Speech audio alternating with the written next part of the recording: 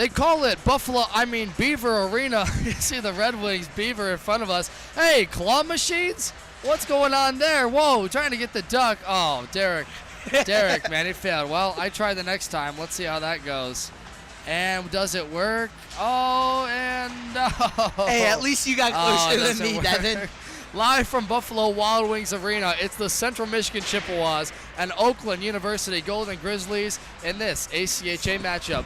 Good evening, everybody. Happy to have you with us here from Buffalo Wild Wings Arena. Sort of a different vantage point we got going on here up in the top of the bleachers here. There's a little stoppage there. There you go. There we are. Look at that. Technical difficulties always on this one. Devin, Sarah, Derek Steele, happy to have you with me, buddy. As CMU begins their second semester, the final 4 weeks of their season, where they start things off in Troy, Michigan. This is your home, isn't it, Derek? Just a little down the road for you. About 30 minutes away from me. Got some family and friends in the stands here tonight. Oh, that's awesome. You got family and friends and a packed crowd for both CMU and Oakland on hand today for this great matchup. Let's get you right into the swing of things. Let's start off by talking about the last time we saw the CMU team, a 9-2 loss on their own ice to number 1 Grand Valley State. The Lakers took care of business, to say the least, Derek, in a dominant way. The only goal scorer for CMU in that game, Andrew Siraki and Braden Keel, but he got his first in his ACHA career. Good for the kid on that. Yeah, really good for Braden Keel. I really like what Andrew Siraki was doing that game. We'll talk about him a little bit more in this pregame. But if you're Central Michigan, Devin, I think this month break for them could not have come at a better time. Playing the number 2 ranked team in the country, being Florida Gulf Coast, going down to Florida, playing at Hertz Arena, losing those 2 games. And then the following weekend, you get to welcome in, or a home and home against the number 1 ranked team in Grand Valley State. So, month break, chance to hit the reset button, and then now it's out of the gate, full throttle ahead here for Central Michigan these final 4 weekends. You know, they make New Year's resolutions for a reason, because we want to shed that old skin we had from last year where things might have not have been how we wanted them to, so they're looking for a New Year's resolution after those losses, like you mentioned. Well, let's take a look at the MCHC standings as they sit in the East Conference. Lawrence Tech still sits at the top spots, undefeated with only 1 tie to the name, 21 points. That's 10 wins, 1 tie into the 11 games, a record of 15-2, 1-1.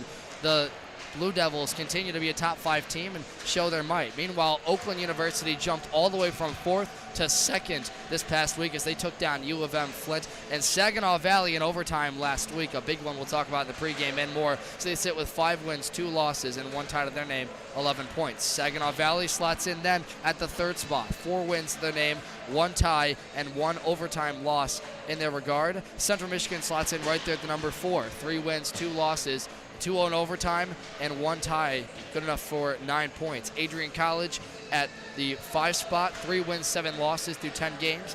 Michigan hasn't played a lot of conference games this year, only 5. They're 2-3 in that record. Some tough losses in there to Lawrence Tech, but the reigning national champions slot in at number 6, followed by Northwood and U of M Flint to round out the MCHC standings. Derek, today, some big games are going on around the country. Number 9, Saginaw Valley, who just got beat by this Oakland team, is taking on the reigning national champs in Arthur-Gedge, Canton. The Wolverines host Saginaw Valley. They're both looking to sort of take their momentum forward to get ready for nationals. Yeah, Michigan coming off that national championship win down in Boston about 10 months ago. They, Devin, have a really big target on their back this year, 2-3 in conference play. But I'm really excited to see what Saginaw Valley can do. The coaching staff over at Saginaw Valley having a really good team there. We saw them earlier this season back in, I believe, October or November, them seeing Oakland last weekend. Really good Saginaw Valley team, really good Michigan team. Those are going to be 2 really exciting games to watch this weekend. Yeah, their captain, Kyle Kubiak, was disqualified with 5 minutes left in that game. He might be out of that one, so you'll want to tune in on the Saginaw Valley stream and the social media to find out what happens. Also, number 5, Missouri. This team has only lost 4 games in the last 2 years up to this point. They're number 5 in the country. They're taking on their rivals, Arkansas, from the Jones Center in Arkansas. That's ready for a 7:30 Central Standard Time slate. You can see updates on that.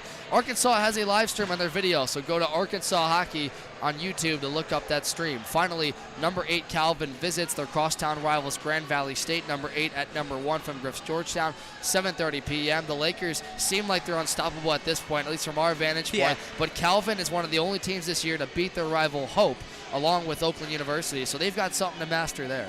Yeah, Kelvin's a team that's really coming off an impressive showing at the national tournament. Really good season for them. But you mentioned Grand Valley. We saw them about a month ago, did Central Michigan. They're looking like a really unstoppable team. But I want to go back to Missouri really quickly. That forecheck for Missouri, I got to see it up close and personal last year in Boston.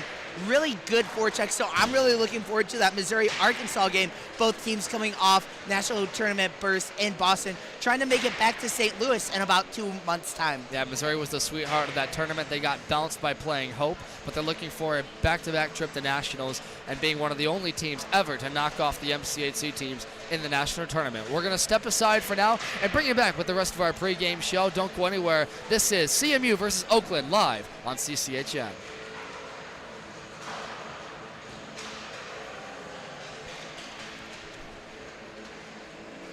Okay. Our YouTube stream might be bad. Did you see it all? What it was looking like? When I checked, it was kind of buffering, and it said that the bit rate was a little low. I bet. Okay. That's what I want to know. Yep. Also, fans, we'd like to remind you that if you are experiencing technical difficulties with our broadcast, we will be uploading the stream at the conclusion of this game. So be sure if you want to listen in to CMU versus Oakland, you do so at the conclusion of this one. We'll step aside, bring you the rest of the pregame show next on CCHN.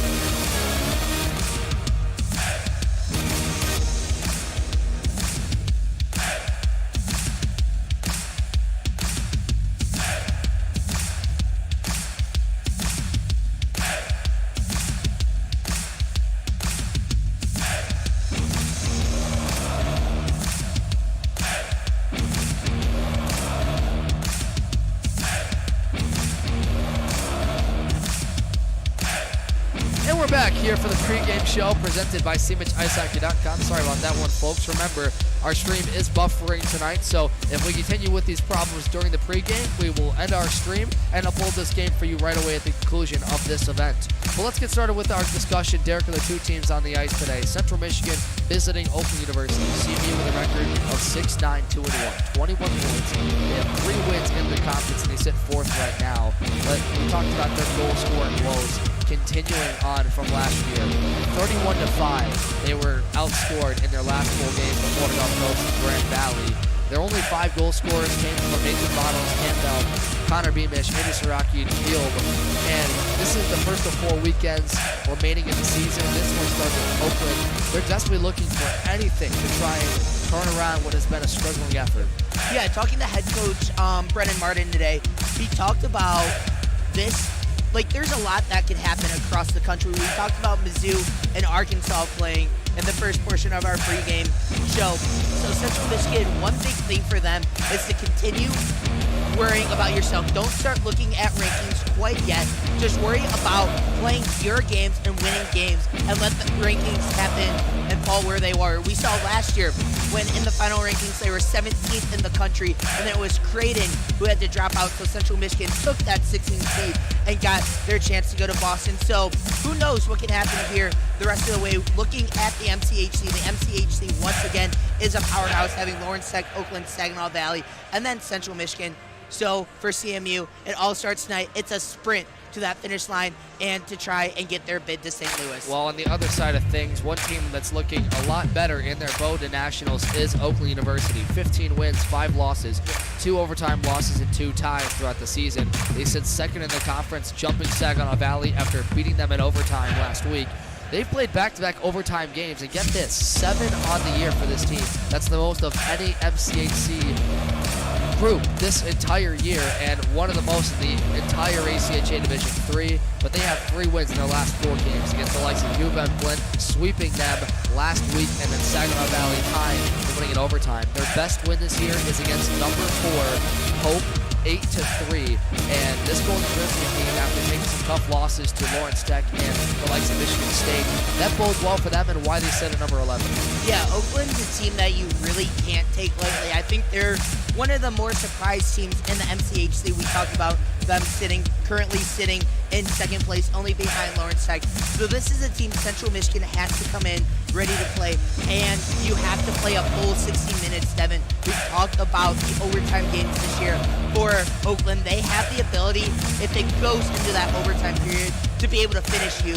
So that's something Central Michigan has to keep an eye on tonight. This Golden Grizzly team has a mix of forwards, new forwards, and a lot of veterans. They returned 5 defensemen on their line, with 4 of them being seniors. The likes of Thomas Monty, Ryan Kochi, Duncan McLeod, Griffin Geertz, and Luke Peck. And they have an experienced group. That's what that goal is, the chemistry. Looking at the series history all time, Oakland leads this 13-4-1. CMU has won those last couple of matchups in the last 5 games. Last year, these two split in the regular season. CMU lost 6-3 from Buffalo Wild Wings Arena, and then won on their home ice 3-1. That was one of the pivotal wins that got them over the hurdle to get the Nationals. But OU took care of business in the first round. They took them down 4-3 in the first round of the MCHC tournament. Ultimately, CMU would get in the Nationals anyway, but we thought that loss would be the end of their season. Yes, but I want to look at this a little bit more on the bright side. You talked about that 13-4-1 for Oakland University. Devin, Central Michigan has found success more recently against this Oakland University team. 3-1-0-1 in the last 2 years against Oakland University, though that loss being in the MCHC tournament last season. All right, we're going to take one more pause here and bring you back to the pregame show with our impact players and Derek's Keys to the Game. You're listening live to the pregame show on CCHN.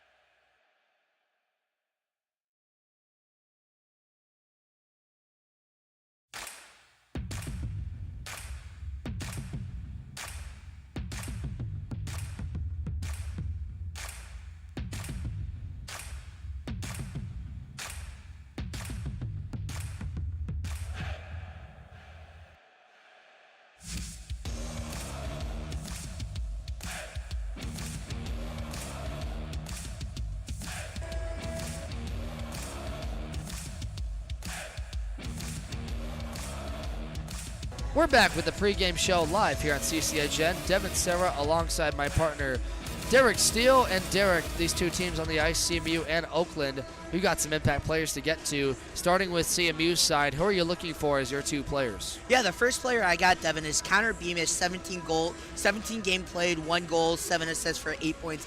Tied for the team lead in assists this season. He has had double-digit assists in the last 2 seasons. I expect a lot from him on that third line for Central Michigan tonight. But he's only had 1 point in his last 4 games, that being the 1 goal you've talked about earlier in this pregame show. So I'm expecting Beamish to turn a corner here tonight. The second player I have to watch for is Andrew Porzondik. He had a chance last season to tie up the playoff game with less than a minute left. That, Devin, was probably one of the closest misses I saw from Central Michigan last year. He's going to be one of those vocal leaders both on the bench and on the ice, so I expect to see a lot from him, 5th on the team in points this season.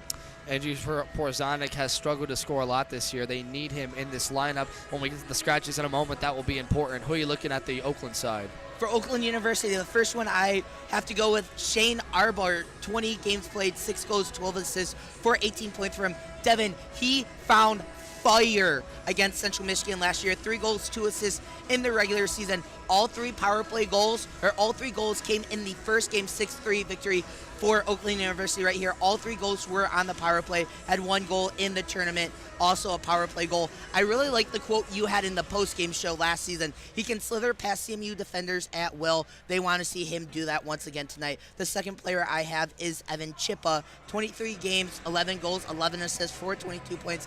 Coming off a 4-point series against Saginaw Valley, 3 goals and assists. So I expect to see a lot from him again here tonight. Alrighty, thank you, Derek. For the last point of this pregame show, CMU has, like we mentioned, struggled to score a lot. They have sort of lost confidence at the end of their first semester. They've had a lot of roster changes, a lot of different looks tonight on the lines. We'll get to those in this more in the broadcast. But what are your keys tonight for CMU to knock off a really confident OU team coming off one of the biggest wins of the year against Saginaw Valley? First key to the game, Devin, trust your goaltending. It's going to be Lauren Jones going for Central Michigan this year. They are 5-2-0-1 when giving up 3 goals or less in a game. So expect to see them trust Lauren Jones a lot. Veteran in between the pipes. I really like what head coach Brendan Martin said to me. Him being a veteran leader for this team, and he's stepped up big. They're looking for him to do that once again. Second key to the game, get your forecheck going from the start. I know it's very cliche. I know it's very easy to say, but Central Michigan is 5-3-1-0 when scoring first this season. So when they see one go into the back of the net, then that's when they can find their groove and start seeing more going. They did not do that in either game against Grand Valley State the last time out. Third key to the game, clean slate. Forget last semester. We've talked about them playing the #1 team and #2 team in the country to end their first semester. So now it's a clean slate. It's a brand new year being 2024. So fresh start for Central Michigan to make their push towards nationals. Alrighty, thank you, Derek. That was Derek's pregame keys to the game presented by SeaMitchIceHockey.com. For live stats, interviews, and more, take a trip to SeaMitchIceHockey.com. There you will find stats, news coverage, broadcast information, and more articles as well on SeaMitchIceHockey.com. That's SeaMitchIceHockey.com. That's going to just about do it. Let's get your scratches for tonight's game on the CMU side real quickly. Tonight they'll be going without Will Rapune, their defenseman transfer from the Division II team. Kyle Bowerson, number 15. Andrew Miller, number 20. Number 26, Austin Ritter, the veteran forward. Nathan Bottles, assistant captain, will miss his first game as a CMU Chippewa since he transferred from NCAA Division III last year. Shocking decision by head coach Brendan Martin, but we'll hear about that more on the coaches show coming up. Christopher Martin, also captain of this team, will be out tonight out of this lineup. So you're without 2 of your 3 captains in this lineup. Dramatic changes in the lineup. Caleb Woolery and Nick Wilson, the 2 netminders, will sit. Sam Zalvinson will back up. Isaac Hopp will be in there as a healthy forward scratch. Chris Arbitro and Ryan Grolo will do it for your CMU scratches. We're just about set for puck drop here from Buffalo Wild Wings Arena, but before that, Derek got a chance to sit down with the head coach Brendan Martin about his locker room atmosphere and what he plans to do going forward to get this team on the right track. Don't go anywhere. Puck drop is next, live between Central and Oakland, live on CCHN.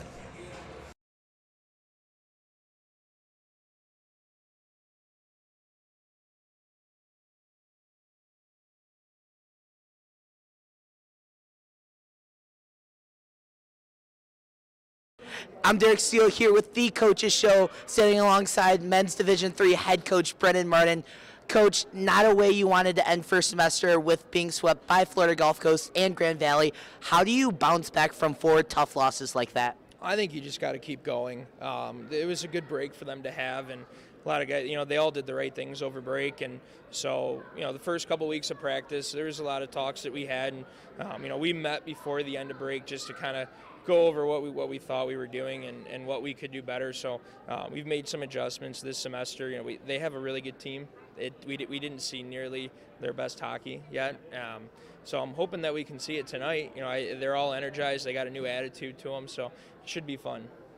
What has the locker room been? Obviously, a 4-game skid for you guys. What has the locker room been? Has it changed at all during that 4-game skid, or has it kind of stayed the same? Well, I think it's definitely changed. Obviously, you don't want to lose like that, so you have to make adjustments. But for the guys to still get up and show up every day and have that smile on their face, they want to see changes. They want to see some adjustments made, and I think this is kind of what they've been waiting for since the end of last semester. So obviously, you don't like that. You don't like to see what's going on there at the end of the semester, but there's still a ton of hockey left to be played, and there's a lot that can happen in the country too, from a big standpoint. But for us, it's one game at a time, one period at a time, one shift at a time. You talked about looking at those rankings and the country. Are you kind of looking at the ACHA rankings or as they come out, or is it just focus on the next opponent and focus on who Central has to play? It's more focus on the opponent right now. Just from my experience playing, there's a lot that can happen. There's a lot of changes that happen throughout each ranking period, but you just have to control what you can control, right? And that's going in and playing sound 60-minute hockey game and coming out with a win. One last question, going with Lauren Jones in net tonight, what do you want to see from him in his first start for second semester? No, I'm really excited for him to play. I mean, he's looked phenomenal in our first couple weeks of practice. He's earned it, and that's kind of what I've been preaching, at least to all of our goalies and the players too, is you got to earn that ice time, and Lauren's a vet. He's played in these big games before. He's won some really big games for us, so we're excited. We have the utmost faith in him. We know he's going to do great. Well, thank you, Coach. That was head coach Brendan Martin. Make sure to stay tuned on CCHN Puck Drop. We'll be right after this.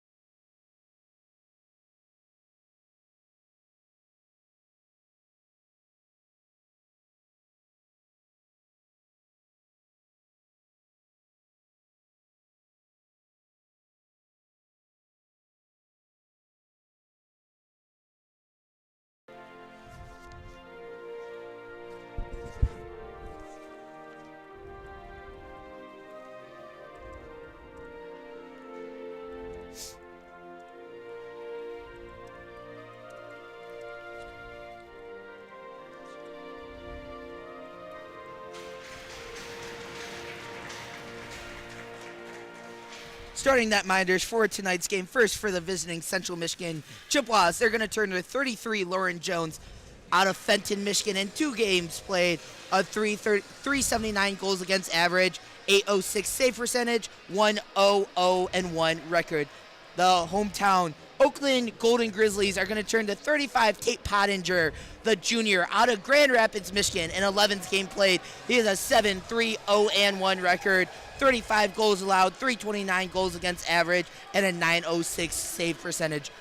Devin, what's the rest of the starting lineups look like? Thank you very much, Derek. Starting lineups for the Oakland Golden Grizzlies. They're going to turn to their forward groups. Number 11, Brendan Deneau out of West Bloomfield, Michigan, followed by Reese Williams at defense along with Thomas Monty. The other two forwards are Evan Chippa and Jack Abo. And Evan Chippa had the winner for them 4-3 over Saginaw Valley last weekend. Meanwhile, for CMU, they're going to turn to their top units. Andrew Porzonik, Jay Nadeau, and Owen Campbell. At defense, it'll be Brendan Clements and Kyle Robertson in a new look as the puck digs in, and we are underway for second semester action for Central Michigan versus Oakland University. First draw goes to CMU as they'll kick it deep to the zone. Owen Campbell is the first man there. The junior out of Jackson, Michigan, has been a force this year with the defensive work.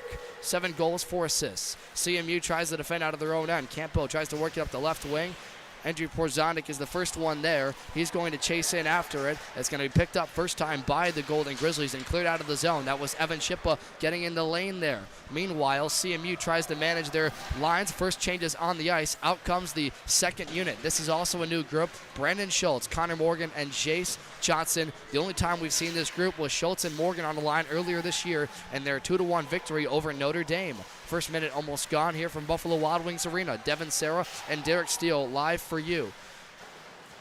Puck is fluttering around in the end board area. Central trying to gain possession of it first time. It'll be chipped up and out of the zone by who else? Chippa. And this one cleared down the ice for icing. First whistle, and this will come back to Oakland zone. Yeah, Devin, I really like the energy from Central Michigan coming out of the gates. Andrew Porzonik, I saw him with a massive hit in the corner as Oakland University trying to clear it out. Don't know if that's something Brendan Arden has talked to them a lot coming into this game, but that's something I expect to see from them a lot here tonight, is that high energy, fast play that we have known from them for years. Yeah, no doubt. This entire group has really struggled, as we mentioned in the pregame show, to score right off the hop, but they have been getting soundly better each and every time they step out on the ice. What I mean by that is gaining confidence. But the first minute of this game is still very young. First shot of the game off by Oakland. That one hit a pad of Lauren Jones, making only his third start on the year from Fenton, Michigan. Oakland trying to center this pass in front, and it was backed up to the net that time by the forward for CMU, or rather defensive Messina. Off the near wall, played off the skate blades, this time of Jake McCaddy out of Grand Blanc. Push forward for Mike Ozano. Had a goal in that SVSU series. Look out, funky bounce. Lauren Jones didn't know where it was. Now he'll whistle it off the far post. This one is stopped play as it looks like the net came off its moorings. Yeah, really good job by Lauren Jones. I don't really think he was able to see that funky bounce, but really good job to get his right blocker out there to stop the puck and keep this game 0-0, 18-13 remaining in the period. Puck is dropped in front of the Central bench. This time it is carried the other way. Andrew Siraki trying to chase in after the forward Ryan Kachi. Backhanded out of the zone by Furtick. First time touch, 1-on-3. Getting a shot through the wickets that time was Thomas Davis. Davis out of Sterling Heights, Michigan. Last played for CompuWare AAA in the 2021 season. Took a year off, but came to this Golden Grizzly group to make up their high-flying offense. They're one of the best scoring teams in the league this year, something that's complemented very high-scoring games. Their best win the Oakland Golden Grizzlies have is 8-3 against Hope College, number 4 in the nation. Another shot from the point, blocked in front by Braden Keelb. This one squirts out to the near corner, sent to the front of the net. Shot, second time, blocked by Gilgren, the birthday boy. Happy birthday to Josh Gilgren, just turned 21 yesterday. Meanwhile, this puck still in play in the corner. A couple of checks hard to the boards. This time taken up by Austin Furtick, trying to clear it free. Keelb is still working in desperately there, trying to get it out. Another centering feed is intercepted. Gilgren will just flip this over the blue line, give his team time, barely enough to change, and settled down by the assistant captain, Kachi. Forward in a pass for Abo. Turn button hooked by Keelb. This one flutters to the CMU bench area. Evan Chippa had a number of goals against CMU last year. Leader in points and assists on the season with 22 and 11. Respectfully, Oakland holds the zone. Good play at the line by Luke Peck. Works it psycho down to the slot area where a shot is taken on net but blocked off the stick blade of Bishop. Got in the way of that one. Under duress for Oakland is Deneau. hemmed in by Julian Johnson. This one is cycled up to the top of the point. Stopped on a dime, shot taken. First try, second try, now hit Lauren Jones, made the save, and it fluttered to the end boards. A good start for OU. They are putting on the pressure early. This one cycled along the far half wall. Keel finally gets some room to settle this down. He's going to flip it out of the zone. One-touch pass off the skate blade of that time, Duncan McLeod. Over the left circle now. Forward and ahead. CMU changes some more, and a backhanded hit by Luke Vasilovic that time on a bow. A good fast start to this game, but boy, Oakland University is taking it to CMU right now. Yeah, this is the Oakland University team, Devin, that we expected to see. You mentioned that huge win against. What's really more impressive for me is them going in the Griffs Georgetown the very next day, as the puck will go up and out of play off of an Oakland University player. But what was really more impressive for me, Devin, is them going into Griffs Georgetown the very next day, and they did lose to Hope College, but took them to overtime. 4-3 loss for them in overtime. Hope College, historically a very good team at home, so really impressive by the Golden Grizzlies to take them to overtime. Yeah, that was one of 2 overtime losses. We mentioned in the pregame show, this team, Oakland, has been in more overtime games than any MCHC opponent this year. Saved by the stick blade of Lauren Jones. That one got dangerous in front. CMU working out of the zone, but Oakland has played in 7 overtime games this year. Wins against Notre Dame, Saginaw Valley State last week, and New Mexico. Their losses, Hope, FGCU, and they've tied twice to the same Eagles of Florida Gulf Coast and Michigan State, ranked in the top 10 in the country. This one, first save of the game off the real stick blade of number 35, Tate Pottinger.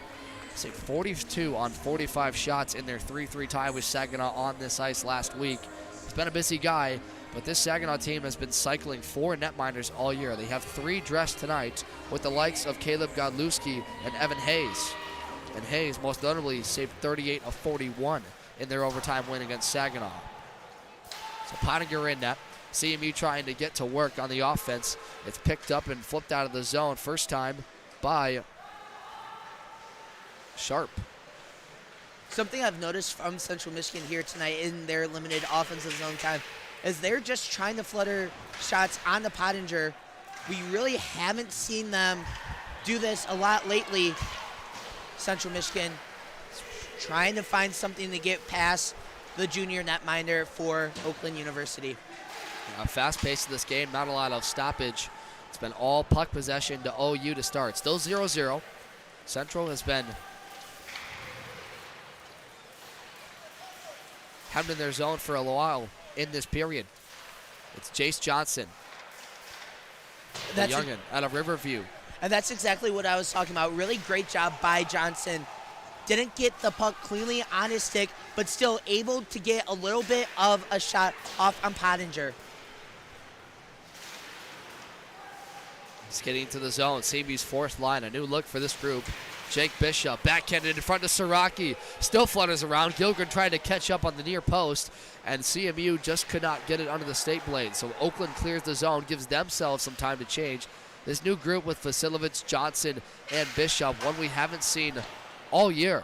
Virtually a brand new fourth line, but they're funneling in with the extra skater, that being Gilgren, who funnels in that third line. Meanwhile, Oakland right back to work on the forecheck. Shot just missed the near side glove of Lauren Jones.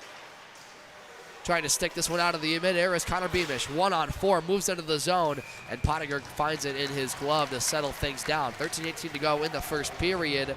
CMU looking for some offense and a flop in front. That time by number 9. That was odd. Trying to get a call, trying to do whatever you can to get up on the man advantage. Yeah.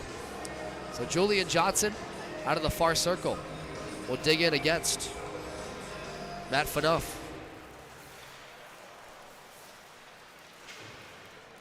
Floated into the air and settled down.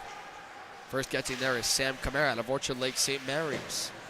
And tonight, Camara playing against his former teammate of Orchard Lake, being Reese Williams, defenseman. Played there for 2 years, the likes of Connor Morgan and Sam Camara on his line. This one's going to be whistled for an icing, and the OU bench cannot believe it. They're arguing that Julian Johnson touched the puck once, but they're going to give the whistle to CMU. Close call there by the officials. Going with the icing call, so the faceoff will go to Pottinger's right, left faceoff circle. 12:34 left. Devin, really like what Central Michigan has done here so far. Doing a really good job of setting up forechecks, setting up their forecheck and getting shots on Pottinger. Yeah, it looked like for the first 4 minutes, Oakland was the quickest on the hop. Jones had to be savvy with a couple of good blocker saves, and since then they've been able to get it deep to the zone. Owen Campbell just does that. Top group is back out there for CMU. Jay Nadeau tries to give support. Campbell will touch it up the near wall now, looking for room to work on the space. Tries to flutter one across to his defenseman, Brendan Clements. In front, off the left pad of Pottinger, saw that the whole way. Picked up and button hooked by Davis for OU. Tried to forward that to Furtick, and he got his clock cleaned by Kyle Robertson. Meanwhile, OU goes back to work on the forecheck, setting it up at the blue line. Far side for Monty. He'll leave it there for his forward. Checked but from behind by Kyle Robertson. Now they'll cycle it across. This time, Reese Williams tries to wind up. Former teammate of Morgan and Camara, and it flutters into the netting for a stoppage of play. Nearly 10 minutes gone in this first period. Yeah, really good job by Central Michigan to be able to get a stick on that puck at the very last second, send it up into the netting. That's going around here at Buffalo Wild Wings Arena. I'd like to think that Lauren Jones would have made that glove save, though. Had it got into him. Yeah, Jones, he was a longtime starter last year, the perennial starter for a lot of games, was enamored in their 3-1 win against Oakland, which helped them get over the hump. He's also in net against that win against Missouri State. Remember, they were number 2 in the country last year. CMU was on the outside looking in, and that win catapulted them to the top 16. They would fall to the number 17 spot the final 2 games of the season, and they would get in based on Creighton not being able to fund the trip to nationals. So CMU got in as that bunker last team. Lucas Hutton, the freshman out of Novi, looking for a tip in front. Pottinger finally finds it in his wickets. That was a great job posting up in front of the net by Connor Morgan, and he's getting into it. And his former teammate Williams says, hey man, calm down. He's into it with Thomas Monty. Really like what Hutton was trying to do in front of the net there, trying to get the tip in and almost bat it out of midair and get it past Pottinger. Really good read from the freshman Lucas Hutton. Devin, ever since he's come to Central Michigan, and as I say that, he goes to the box, but ever since Hutton has started playing games, his first game being in the Adrian series, I've really liked what I've seen from Lucas Hutton. I have too. He got an assist in his first start being before that Florida Gulf Coast series, and that was Adrian. He looked really comfortable, especially with this system that we've talked about, the goal scoring woes, but he's not necessarily known for that. He's more of that ability to be reliable, clear pucks out of the way. He's a fast, smart kid. I watched him play in the Michigan Elite Hockey Tournament this summer, and he was lighting it up as a good defenseman, reliable, getting a lot of experience each and every game. 1:35 to go. CMU is actually on the penalty kill right now. As you talked about Hutton in front being able to amass themselves a presence. Well, I think they gave him a penalty for a skirmish. So, unfortunate, CMU on the penalty kill right now. Oakland going to work at the top of the point. Thomas Monty surveys his options. This one set down in front. One time by Davis, saved off the stick of Jones, and cleared the length of the ice by Jake Bishop. Great clear there by Jake Bishop to get that to go down the length of the ice. 1:04 remaining in the power play. But Devin, this is where the difference maker for Oakland U was last season, especially in that MCHC tournament game that knocked Central Michigan out of the tournament. If Central Michigan wants a chance to strong on their penalty kill here tonight. Yeah, no doubt. Like you mentioned, first power play of the night. Oakland going to work hard. Cross-ice feed in front. Good job clearing his man. That time was Camara. Didn't allow a shot in front of the net. Thomas Monty holds the line. It's a quick passing. He missed the shot. Ripped from the top of the point. Left to the net. So backhanded this one. Another try from a sharp angle. Camara got in front of that. That was attempted by Chippa. 19 seconds left in OU's first power play of the night. Ryan Kachi holds the line, drops it off there for a bow, looks for his options. Brendan Schultz defending in front there. Sticked away by Messina. And a long number attempt, easily seen by Jones, and will settle things down with 6 seconds to go in the Lucas Hutton penalty. Don't quote me on that. That's one of the first couple of shots Oakland University has had on this power play. Really good penalty kill from Central Michigan, but I really like what Sam Kamara did there, getting down on one knee to try and block the shot off the stick of Evan Chippa.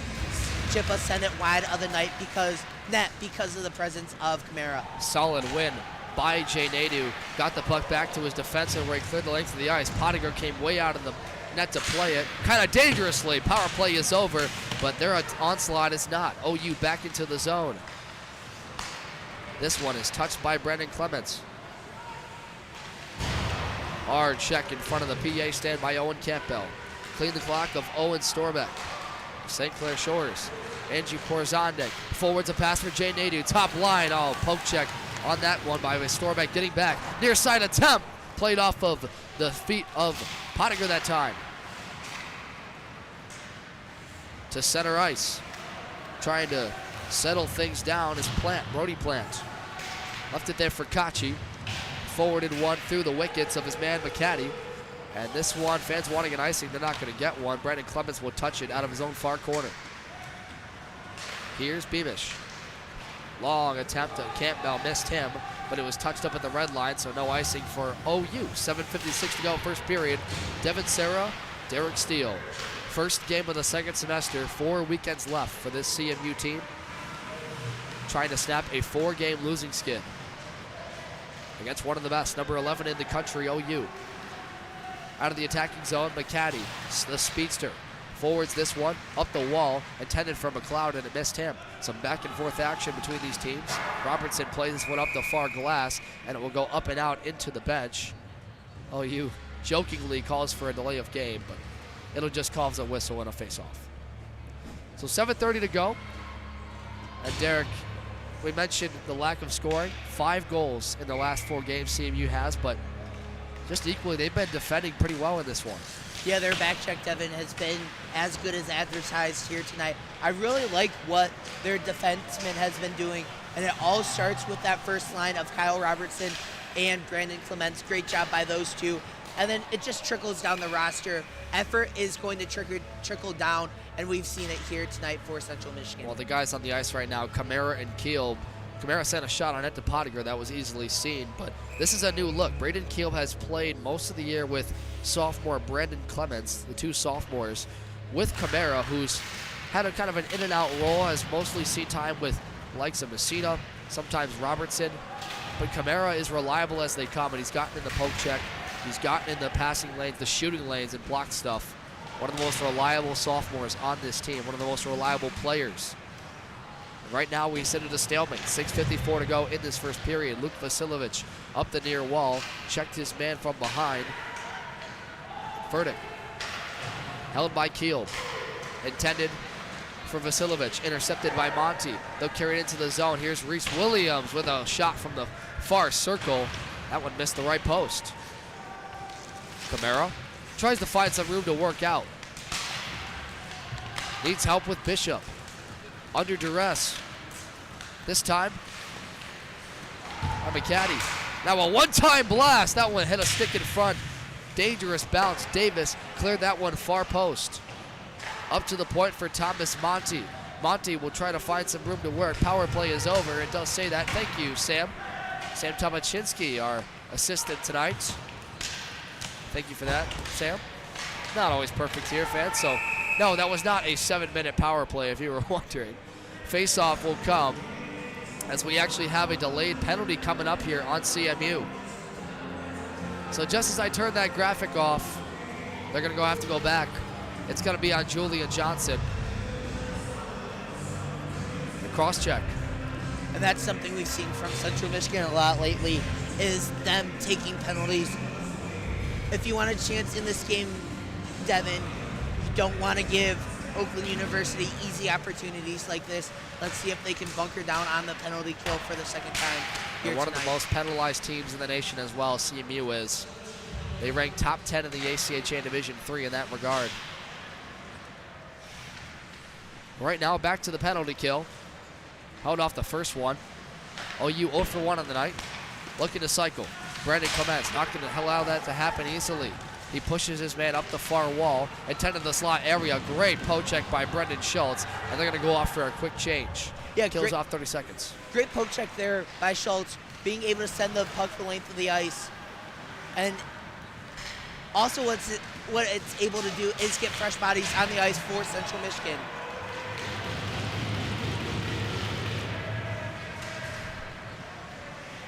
OU back to the attack. Stopping on a dime at the point is McCaddy. Send it across for a shot in front. That was blocked clear of the lane by Kachi. This one held in. Still, Kachi from the point. Another try. That one turned wide. Far post. 1 minute left in their second power play of the night. Behind the net, played by Jacobo. Crossed for McCaddy. In front, they score! Brendan Deneau got in the shooting lane. Tipped that one, might have gone off a skate blade, but it means OU has struck it first. It's 1-0. They score on the power play. That's one Lauren Jones is going to want back. Goes right through the 5-hole.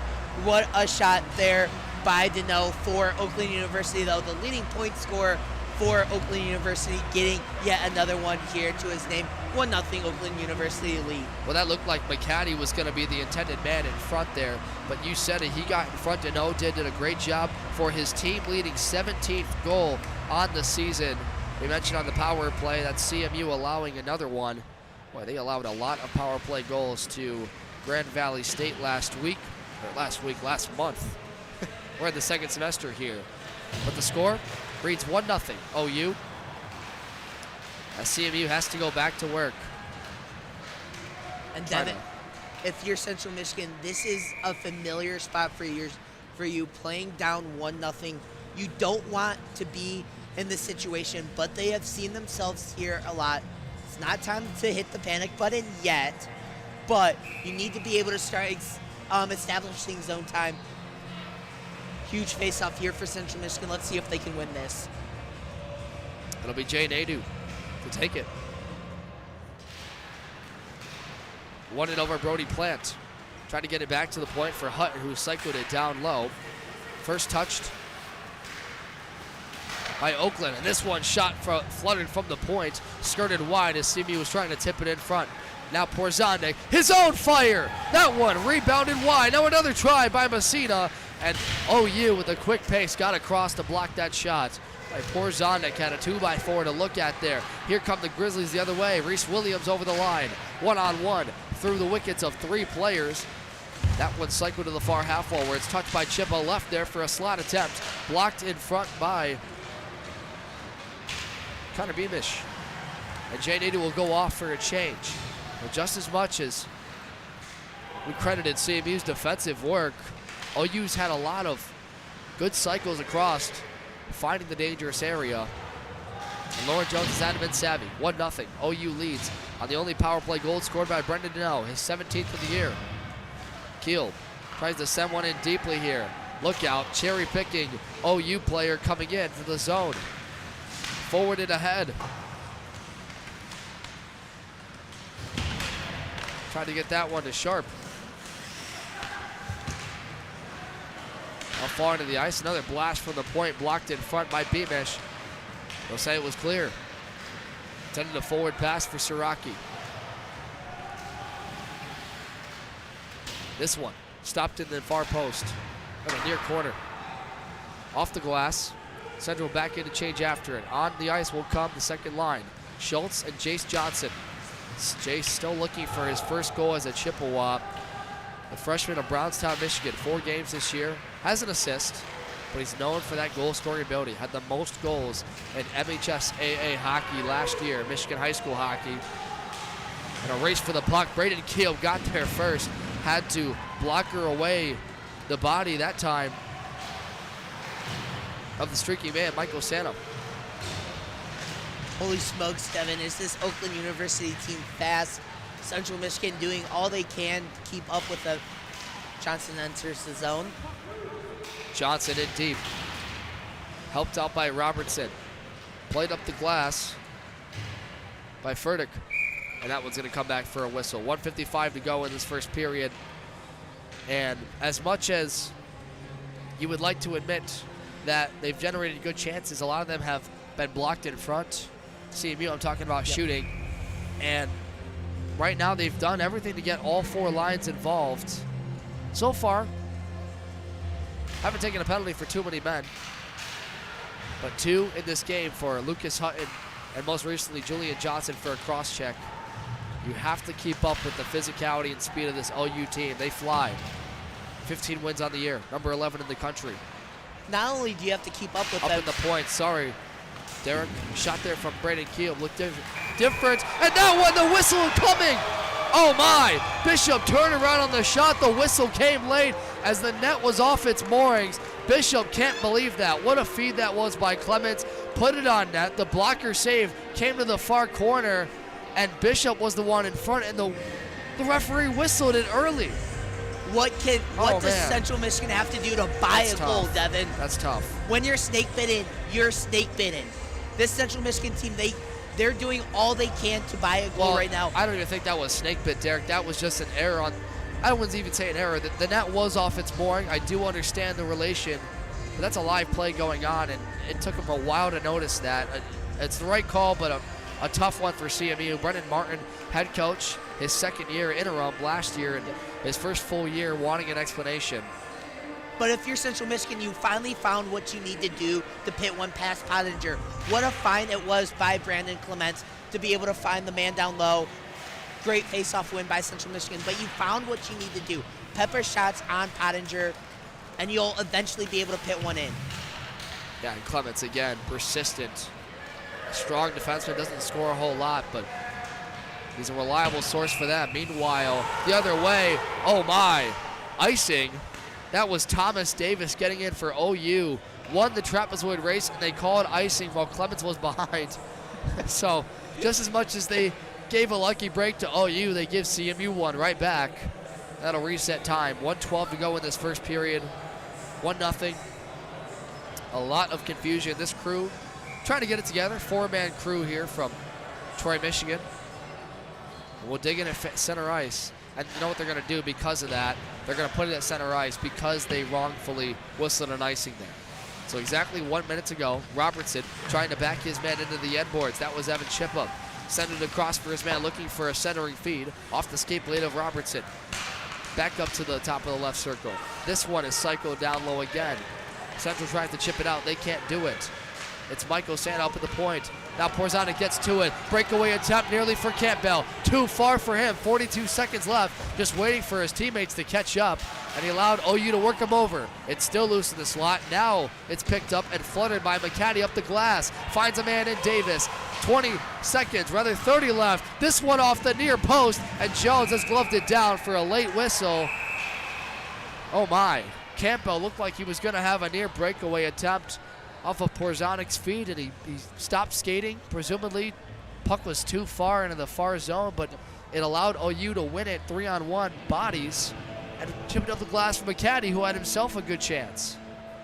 Wow. And you know, Devin, that's something that Brendan Martin's going to be talking about at the intermission report, or at the intermission, excuse me. But bad break for Central Michigan. Well, they get one here. It's Connor Beamish trying to skate over the line after that face-off win. 17 seconds. Taking the puck back was Deneau, the only goal scorer in this game. Chipped forward by McCaddy. Oh, trying to backhand this one to Kachi on the trailer. 5 seconds left. Central will just hold, and that's going to do it. 2 seconds left. One more shot attempt by Messina, and that one skirted over the right corner. So after one period, OU, 2 power play chances. They capitalize on the second one. Deneau 17 on the year after the Johnson cross-checking penalty. We're going to head to the admission report. Stay with us. Derek Steele will have that one for you. He'll give you updates from this game as well as some out-of-town scoreboards for you.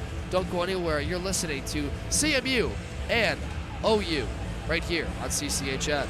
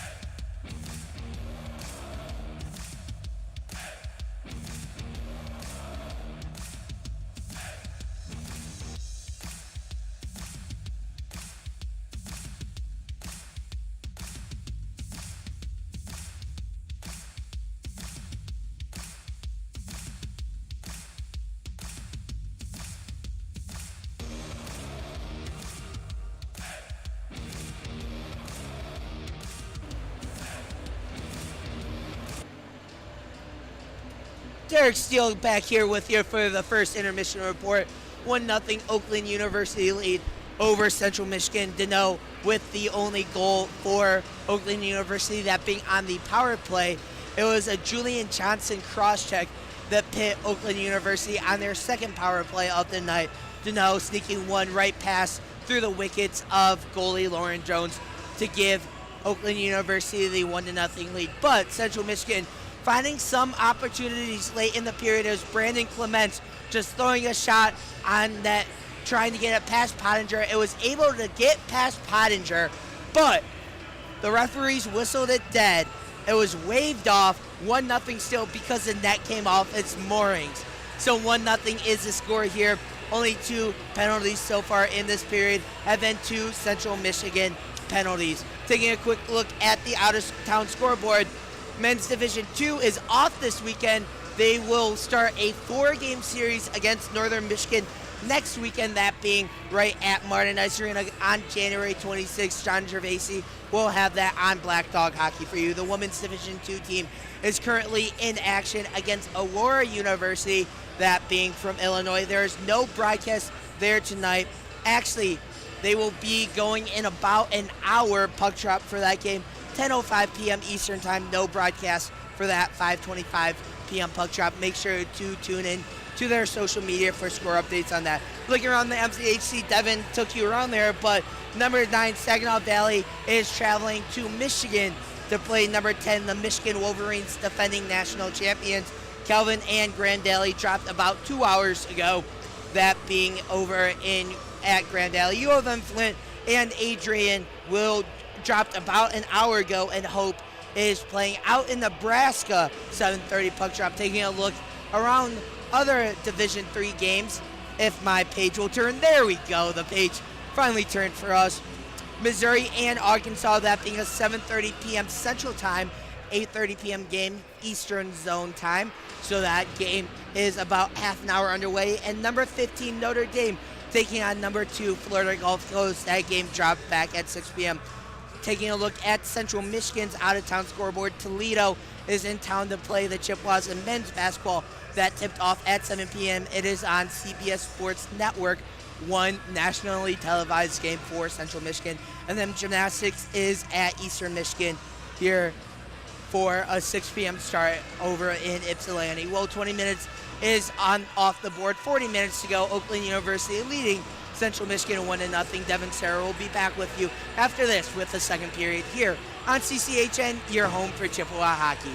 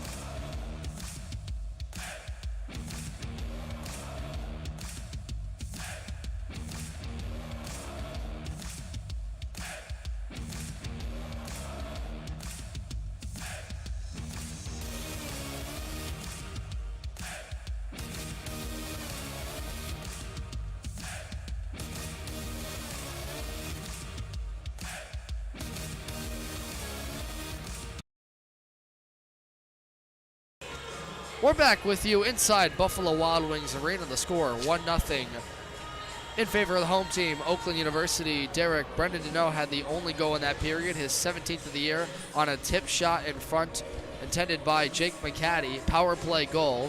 1 for 2 they finished. CMU hasn't had a chance at the extra man, but they kind of matched the defensive intensity. Shots were 10-9 in favor of Oakland. Back and forth we go. This CMU team has been close. They haven't found gold yet.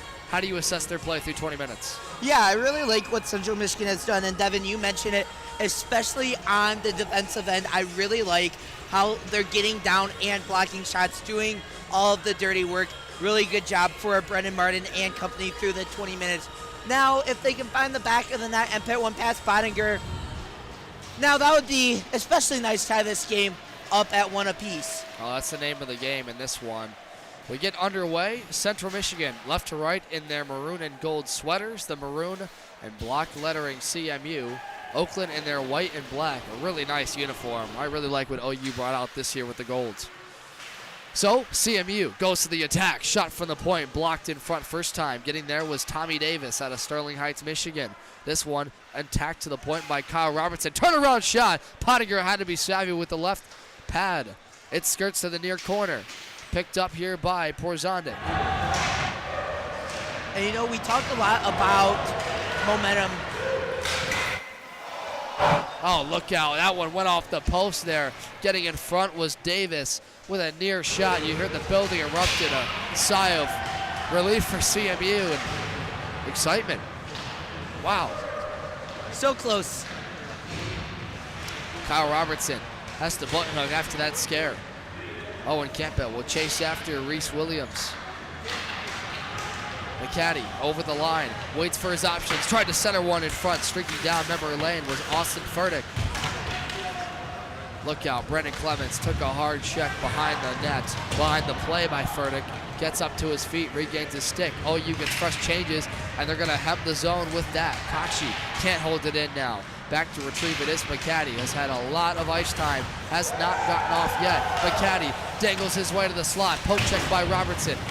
Tries to funnel this off, sealing the wall was Kachi. Now Robertson will find some room. He's gonna flutter this into the upper stanchion, and that's gonna cause a whistle. Clemens is not happy with the official. He's arguing he got his neck pulled by Furtick on that last check. Stop play with 1 minute and 30 gone in the second period. Fans, don't forget that the CMU Club Hockey Network YouTube channel is your one-stop shop for highlights, exclusive interviews, and full game broadcasts for CMU men's D3 and women's D2 hockey. Make sure to subscribe and turn on notifications so you're to never miss a moment of Chippewa hockey. Just go to YouTube and search CMU Club Hockey Network to find the channel. CCHN, your home for Chippewa hockey. Chippa was at a dangerous angle. He tried to flutter it over the glove of Jones and missed the far post. They stay to work. Chippa in that same corner. Gets it behind for Jacobo. Top line for Oakland and a shot saved from Kachi. Really good save there by Lauren Jones. And Devin, I really like what he has done, especially since that Deneau goal, knew I could finally get that word out. But really good job by Lauren Jones to keep doing what he does best and some really good saves from the CMU netminder. Yeah, you know, Jones out of Fenton, Michigan, a junior in his time. He spent a lot of time in the USPHL, was a journeyman, went to 3 different camps to try and find time with the team. Told me a story one time that he was in a camp headed for Illinois, and that same morning he didn't know whether he was going to make the team or not, the USPHL. He came out to CMU in the afternoon for his tryout. They were immensely impressed. At the time, it was Tyler Cataline who was relieved of his duties midway through last year, and Cataline said, hey, come on with us for the entire year. You can get a college experience and play for a great team. He did. Got them to Nationals as the 16th seed as this one's backhanded into the glove of Pottinger by Siraki. And Jones took that challenge with full head of steam and was great netminder last year, won a number of games for them, struggled with some lower body issues, and has fought through all of that. He's earned himself a 3rd start of the year, where you said in the pregame show, Brendan Martin said he just flat out earned it. He wants to establish that kind of code with this team that you got to get your ice time, you got to earn it. The only way to do that is work hard like he did. I really like what Lauren Jones has done this season. We've mentioned that only this being the 3rd start for him, but he's put his head down and and he's worked his behind off. Great showing from Lauren Jones here so far tonight, though. Their behind off is Oakland. In front, they score! What a tip in front. I believe the first man to it there. Wow. Another one that gets quickly tipped on the near side of the rush. It's 2-0 Oakland. Jules St. Marie getting that goal for Oakland University. But right as we're complimenting Lauren Jones, what a play there by Oakland University, getting that puck in front of the net. Still, St. Marie cannot get past the Central Michigan netminder and make it a 2-0 lead. That is his first goal of the season after returning to this team, Derek. Did not play much of the year. Matter of fact, he's played less than 5 games. But he comes in, St. Marie, first and the second goal for Oakland in this game. What a rush that last chance. 2-0 is the score. What a forecheck it's been for Oakland University, Devin, though. Getting out, getting numbers in space, and what a find it was in front of the net, getting the puck to St. Marie to make it a 2-0 lead. Devin, this Oakland University offense is something special. No doubt. And they were fast and physical last year. They won 6-3 on this ice. In that game, CMU had the opening goal, but that was quickly amassed by 5 unanswered. Look out, it's loose in front. St. Marie looking for his second, and Jones got there with the stick blade. I don't know how Dominic Ruiz got his way to the dangerous area. Ruiz will go off now. Central is chasing OU all around right now.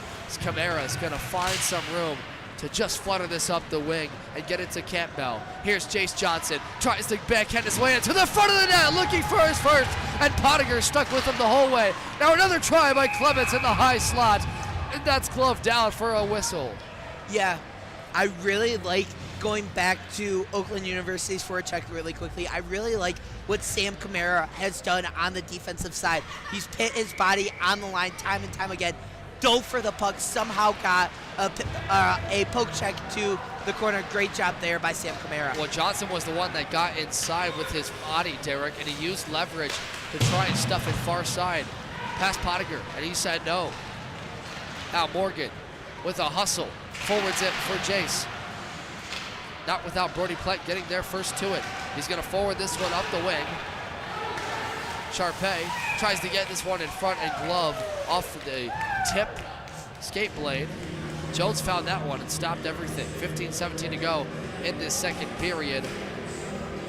Have Joel St. Marie scoring even strength.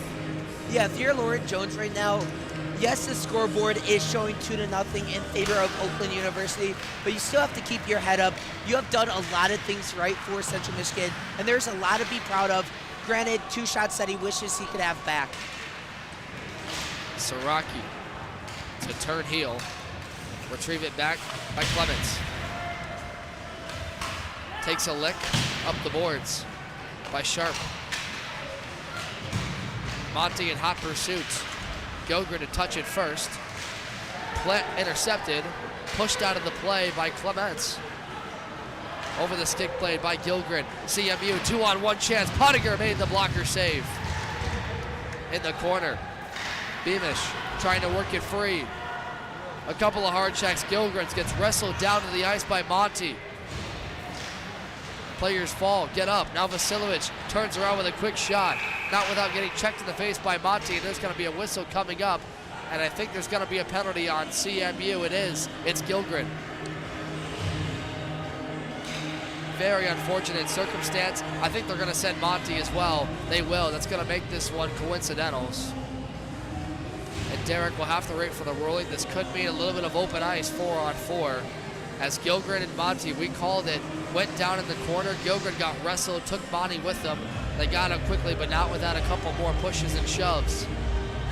So the captain for OU and Monty, and Josh Gilgren, who turned 21 yesterday, happy birthday, out of Atlanta, Georgia. Played for Purdue Northwest in the Division I ranks last year. Decided to come up to CMU after some connections. Has found a roster spot on this team, a hard worker.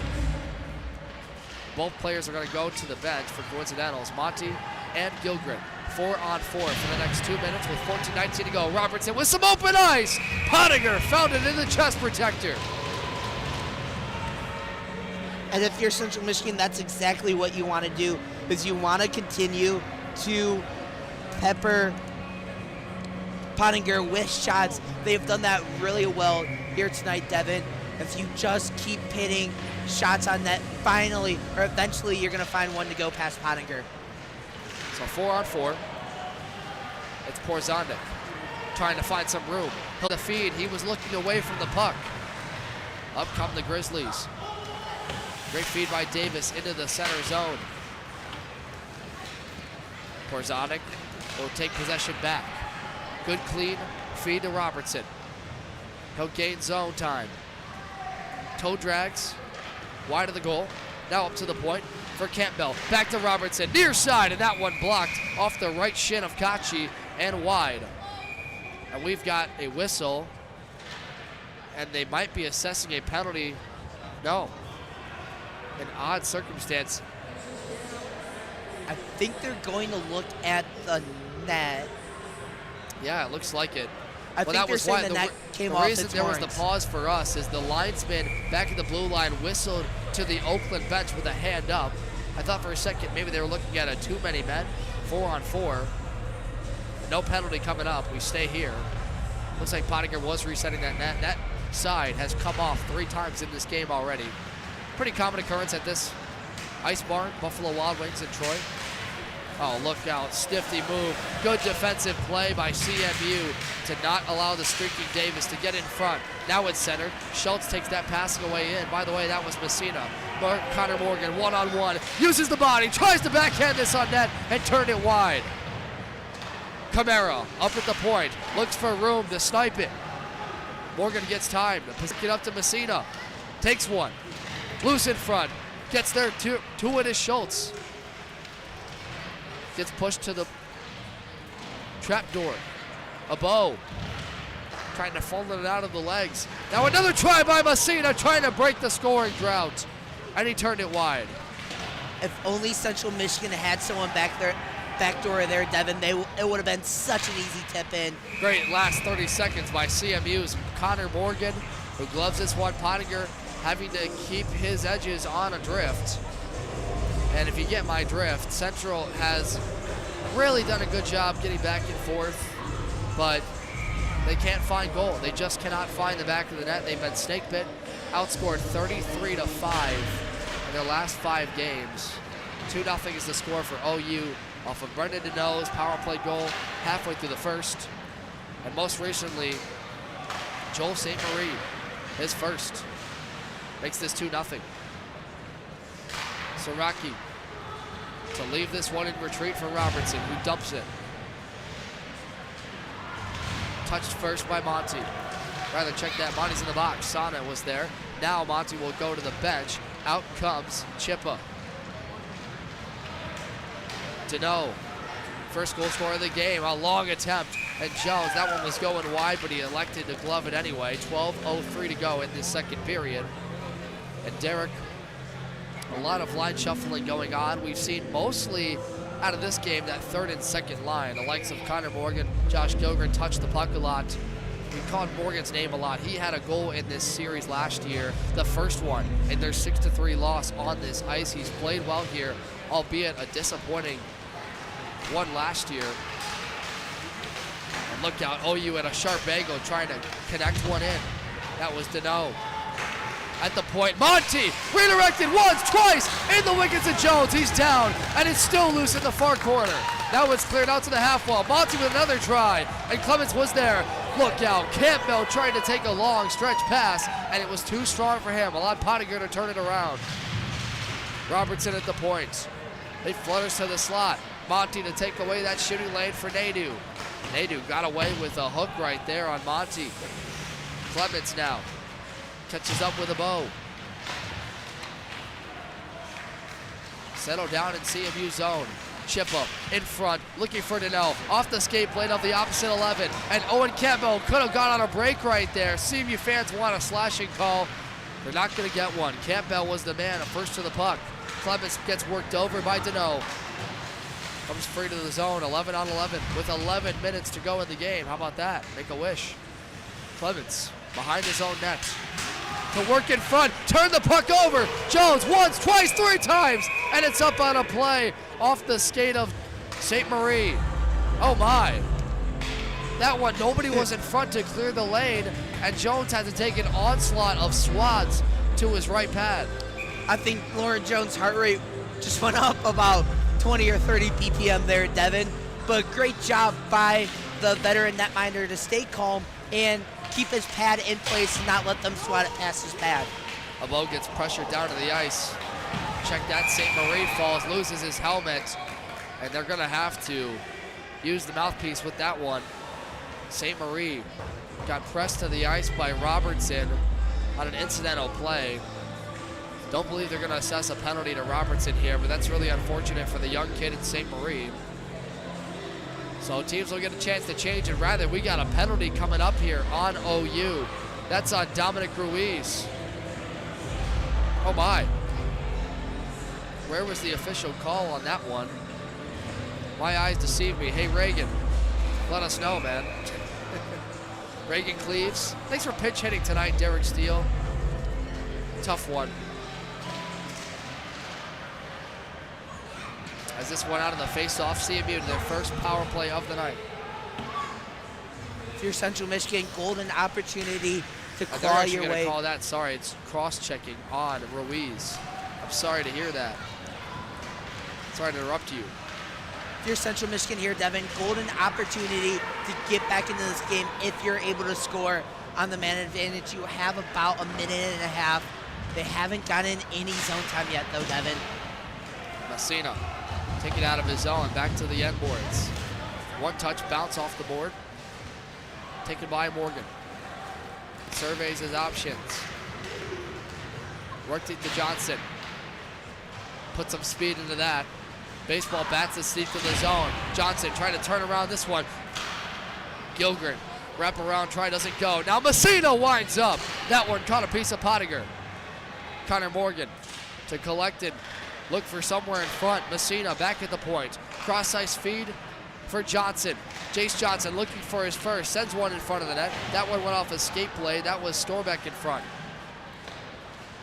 At the far corner, Beamish. Once again, tries to work it up the funnel, and it's a good defensive play by Brody Plant. Into the passing lane.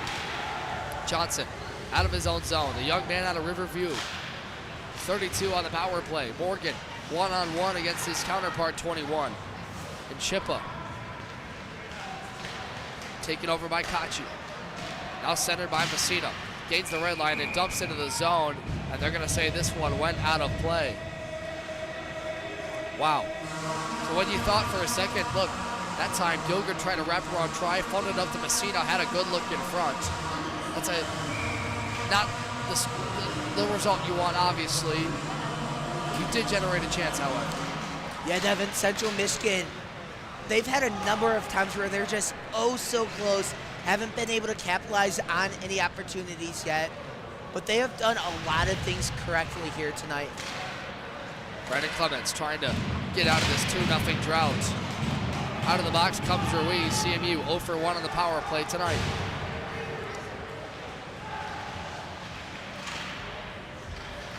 Here's Campbell in the end boards. Fighting desperately for that one with Chippa. Korzanic up to Robertson, winds up. That's blocked in front. Off the hip of Furtick. Forward for their captain, Kachi. Tried to get one back to Furtick to reward him, and it scutters in on Jones. 8:12 to go in this second period. Central with the last 4 shots in this one. Fans, just a reminder that the broadcast of today's game is a copyrighted presentation of the American Collegiate Hockey Association, the CMU Club Hockey Network, and Moore Hall Television. No reproduction, retransmission, or other distributions, other descriptions, or accounts of this game may take place without the express written consent of the ACHA, CCHN, and MAC TV. Draw became a stalemate, as it is at the half wall. You see on your screen. Once again, the conclusion of this game, this broadcast will be uploaded in full 720p with no buffering. Buffalo Wild Wings Arena in Troy, Michigan. Devin Sarah, Derek Steele. Oakland U looking for wins in 4 of their last 5. They beat Saginaw Valley 4-3 in overtime last week. Jones Study gloved that one catcher style, and it rimmed over the top of the crease. Monty at the point, winds up. Central gets in the blocking lane. That was Camara. Up the wall, one touched by Vasilovich. Sent back by Williams. Former teammate of Camara at Orchard Lake St. Mary's. OU will get wholesale changes. They have the Chippewas. Vasilovich to get there to it. Bounces one for Camara. It flutters across. Jones, glove save, but couldn't hold it. Camara, stretch pass intended for Julian Johnson, and that one missed. Touched over the line by Deneau. They get over center. OU gets the change. CMU does not yet. Chase Johnson to go in after. Now they will. Actually, they will. It was over the red line by Johnson. Johnson not happy about that one. From his point of view, Devin, looks like he won the foot race to the puck. Similar call to what was called in the first period, but Oakland University getting called for icing. This one going back in the Central Michigan zone, though. That means this line has to be out there. Well, now they're going to let them change. I stand corrected. Usually on icing calls like that, you need to change, but I think since the official got that one wrong, they have a couple of times tonight. Reward them with a line change. Gilgren now works it up the far point. They still aren't out of the zone yet. Now they are. Every time Central tries to get this puck out, it seems like it takes all 5 men. OU, meanwhile, goes right back to work. They'll try to send one in, and it's tipped into the blockers of Jones. And in front of the net was Luke Peck trying to jam away. I really like that vision there by Lauren Jones, though. Being able to see it right off the stick of Luke Peck, not being fooled by the same mistake twice. That's exactly how Oakland University scored their first goal. Great adjustment there by Lauren Jones. Gilgren at the far wing. Lucas Hutton to jam this one up the boards. It's tied up for a moment now. Deneau gets it free. He'll look in front there. Trying to get it to Sharp. Another try from the point, skirts wide. Deneau carries with it. Through the wickets of Messina. On a dime, a bow, across the way, shot, turned wide. At the half wall, Bo takes a check from behind by Siraki. Gets kissed up for a moment, Gilgren now. Bats it over to Beamish, who will gain the red line and go off for a change. 5:40 to go in this second period. Still OU with a 2-0 advantage. Siraki in front for Morgan. Pottinger couldn't find it for a second, and that one nearly went off the skate blade of Morgan in. Oh my. Hutton now with the assistant captain Messina, the only assistant captain on the ice for the Chippewas. Both Nathan Bottles and Christopher Martin scratches tonight. Another scrub for it in the near corner this time. That's Ruiz over there. Messina trying to hem it across. Does not want that puck to get free. Now it will. One-time blast in front, and they're going to say it was played with a high stick. Fanuff was the one in the corner, not Ruiz. Either, actually, it was Ruiz. 88's number 8. If you're a Dale Earnhardt Jr. fan, you would get those mixed up too. But 4:59 to go. That's a NASCAR reference. Yeah, I went there. 4:59 to go in the second period. Connor Morgan lost that draw to Fanuff. Ruiz can't hold the line. Schultz clears the length of the ice. Do they get the icing? They do. Duncan McLeod got back there first. Chase Johnson really showing off the speed there, Devin. Trying to race down the ice to wave off the icing. Just a step too slow, though, as it will be called icing and the puck will go back in the Central Michigan zone. With all this start and stop, frustrating. CMU's taken a lot of icings, as they really have in their system a lot as of late. Morgan gets a second crack at it and lost it again. This one flutters in on Jones, a bouncing puck, and he's going to glove it out of air after it got off center. Another whistle coming up. And at some point, you got to look at this defense and figure out a way to avoid those quick ices. OU back to work. St. Marie button hooks Clements across for his man. They look to go back and forth behind the net. It scutters in the slot area, Played off the glass by Robertson. Chipped by Schultz, trying to get to their defensive system. As it breaks down, Ruiz can't find this puck. Both these lines have been out here for a long time. Last minute and a half. Up the glass, Clements will work it out of the blue line. That gives the Grizzlies a chance to make 2 changes. Off goes Ruiz, cutting inside to the net. Johnson got hooked on the play with no call. Wanted one badly, and they're looking for his first one-time blast. Missed on the net by Campbell. Up the near corner. Right circle chance by Johnson. Sticked out of the air. Campbell can't find it. First to it. Here come the Golden Grizzlies. 3-on-1 develops. They go across. One touch. Brandon Clements with the defensive stand. Oh my. Holding off 3 Grizzlies, and that gives him a break the other way for just a moment. Across for Porzanic, and he missed the net on the pass by Campbell. I want to go back to that play by Brandon Clements. What a job being able to stay home, intercept that pass, and get Central Michigan back the puck so they're able to set up their forward. Clements for Camara in front, and Pottinger had to be quick with the right pad once again. Back and forth action. Central is so close, but also so far as they allowed a 3-on-1. Porzanic persisted in the zone. Stretch pass missed. The intended Grizzly over there, Furtick. Camara finds it under his pads, and Campbell looks for room to get it to Porzanic. He's hemmed by 3 Grizzlies. They come back to the forecheck. Shot from the point, saved off the blocker of Jones. Up the glass, Keel looking for room to work it to Campbell. Got worked over by Furtick. Brody Plant with speed, into the slot, missed the net. Another try on the near corner, and that one's whistled down. They say Jones got it, but coming in there quickly for the chance.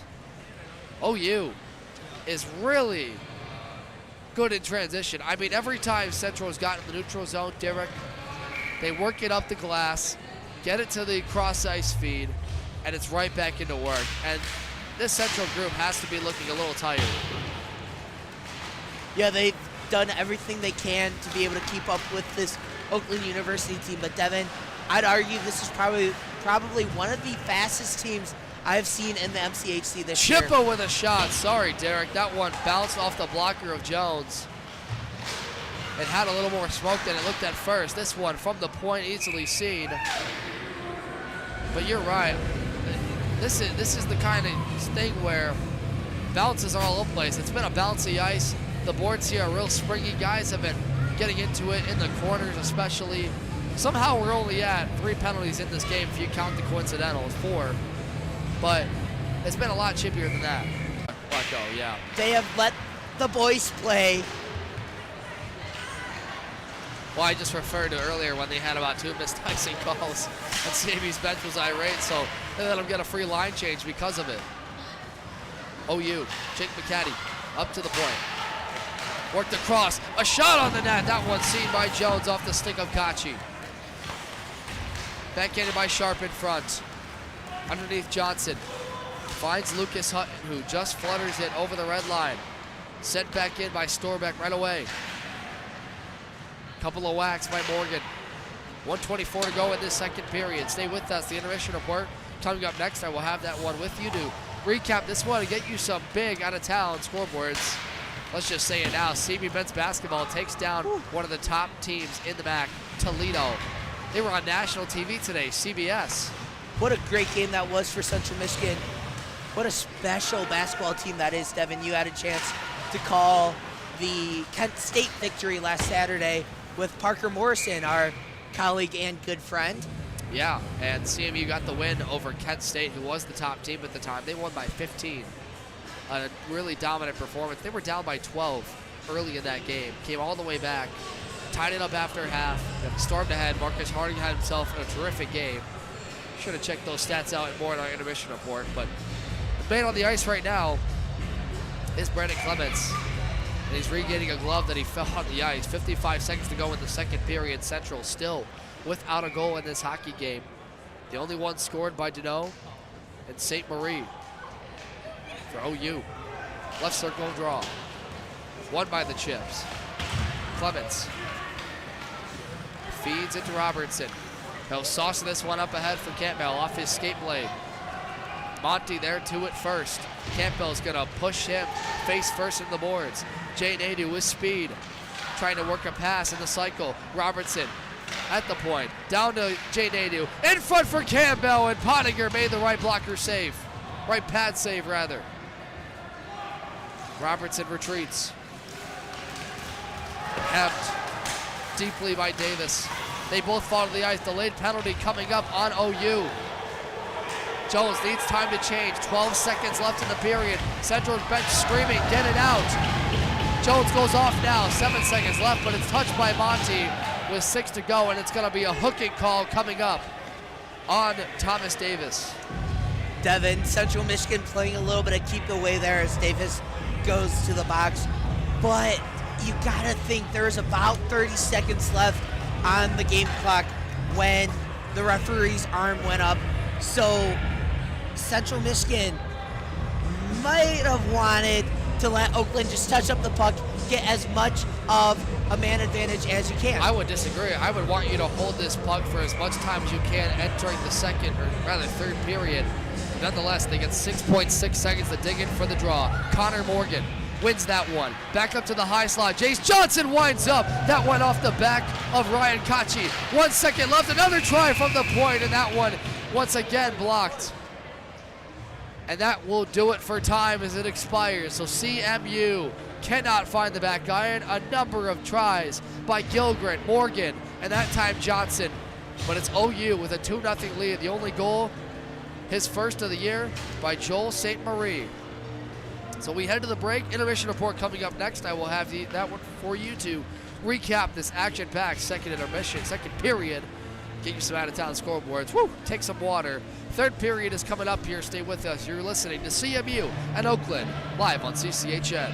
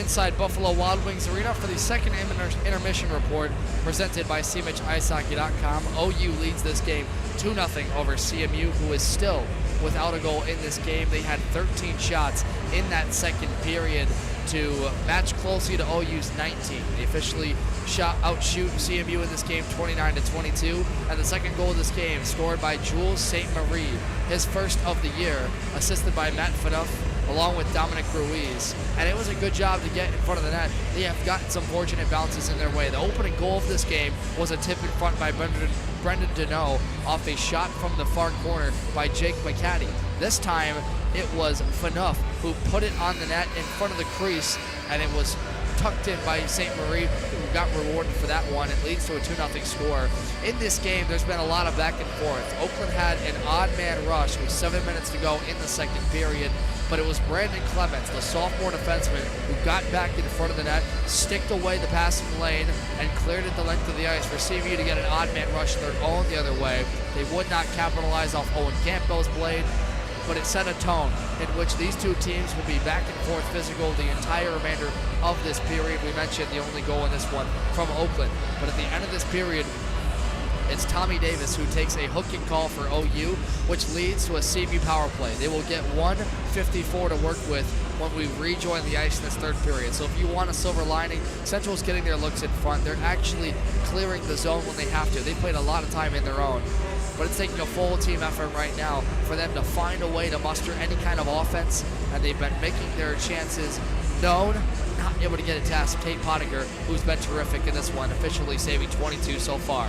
As for our out-of-town scoreboards, real quick for you, CMU men's basketball gets the upset today over top-ranked Toledo on CBS Sports Network. The game at Mount Pleasant took place where Central was clutched down the stretch. Marcus Harding had himself a great night, and they officially win that 65-60. What a job for CMU men's basketball. Meanwhile, gymnastics is in action against Eastern Michigan today. That result, you can go to Chippewas.com for that.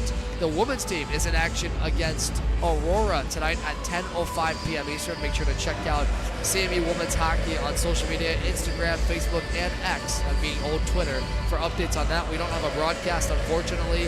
Had to pinch hit some guys here to get us in, Derek Steele being one of them. But we will have more for you next week when they get ready to take on Ohio State. As for now, we got 1 minute left till the teams rejoin the ice. Derek Steele will rejoin me. It's 2-0 right now, a home team, Oakland University, trying to hold on against CMU. We'll be back live for the rest of this game. In the third period, you're watching CMU in Oakland on CCHN.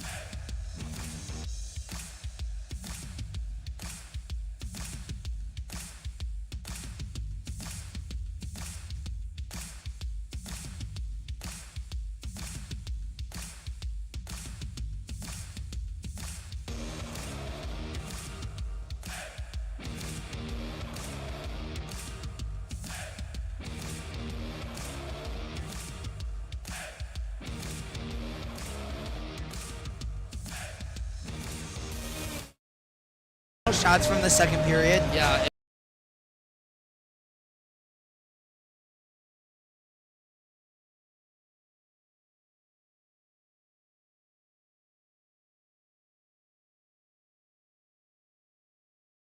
back. Third period awaits us from Buffalo Wild Wings Arena. Devin Serra, Derek Steele with you. Oakland University has a 2-0 advantage over Central, who shot the puck 13 times on net. Tate Pottinger has made all of them. He has been pestered a ton, but he has stepped up in the biggest ways in most moments. Meanwhile, Oakland has gotten fire from Deneau and St. Marie in this game. Chippewas need final 20 minutes here, and they got to make something quick. But Devin, it's huge for Central Michigan that they are starting on the man advantage. They have a minute 54 for the penalty. It was a Davis penalty late in the second period, so Central Michigan starting the third period on the man advantage. If they're able to find the back of the net, Devin, I'd say this is a brand new ball game. Tommy Davis hooked Josh Gilgren down to the ice to end the period, which left us with 1:45 on CMU's second power play of the night. They're 0 for 1. Clements tried to feed one in on net, and it was scurried through the wickets of a couple of players. Back to walk it is Clements, who will gingerly scoop it and take it back to the opposite zone. This game brought to you by SeaMitchIceHockey.com. For live stat schedules and more, take a trip to SeaMitchIceHockey.com.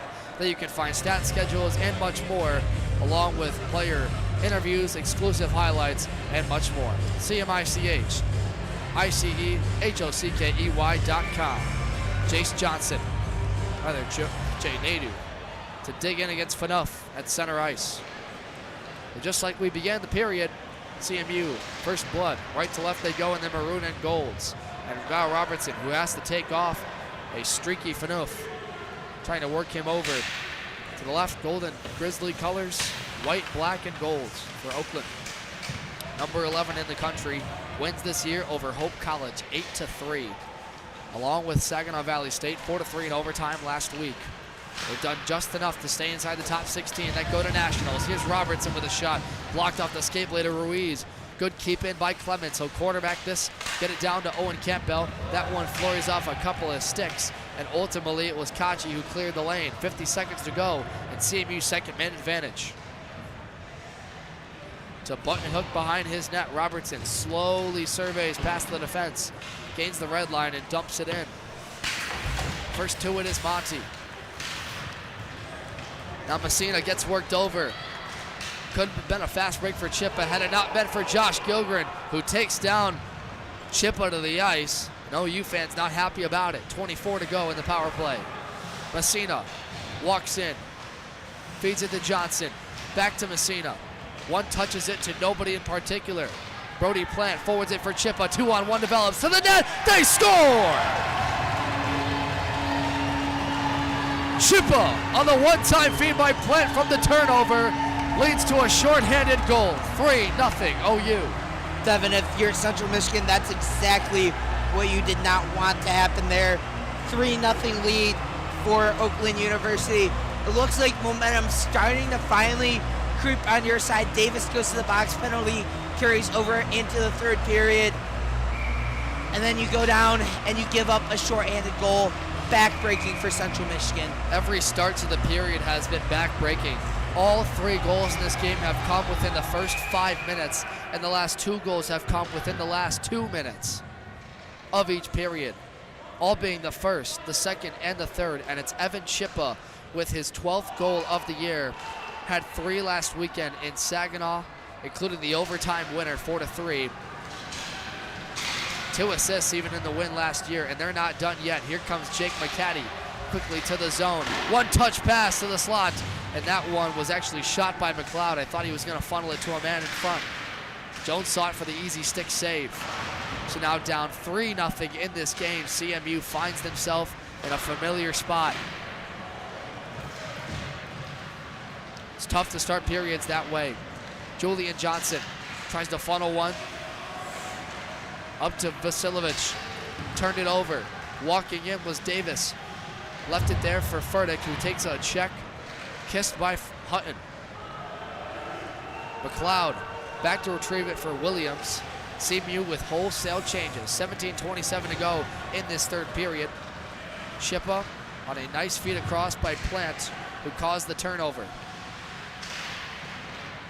One-time blast in the right circle, and Jones somehow found that underneath himself, and OU celebrating like it's a goal. And look out, they're going at it in the corner. Gilgren was not happy about the celebration, and he got roughed up. McCaddy did.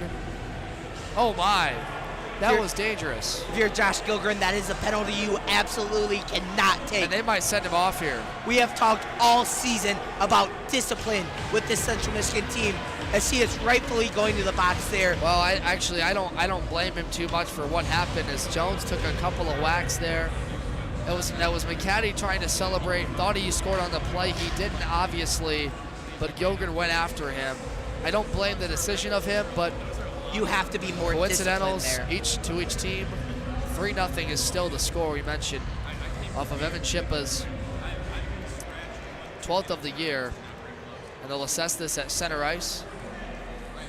Fans at both corners still wondering exactly what happened on that one.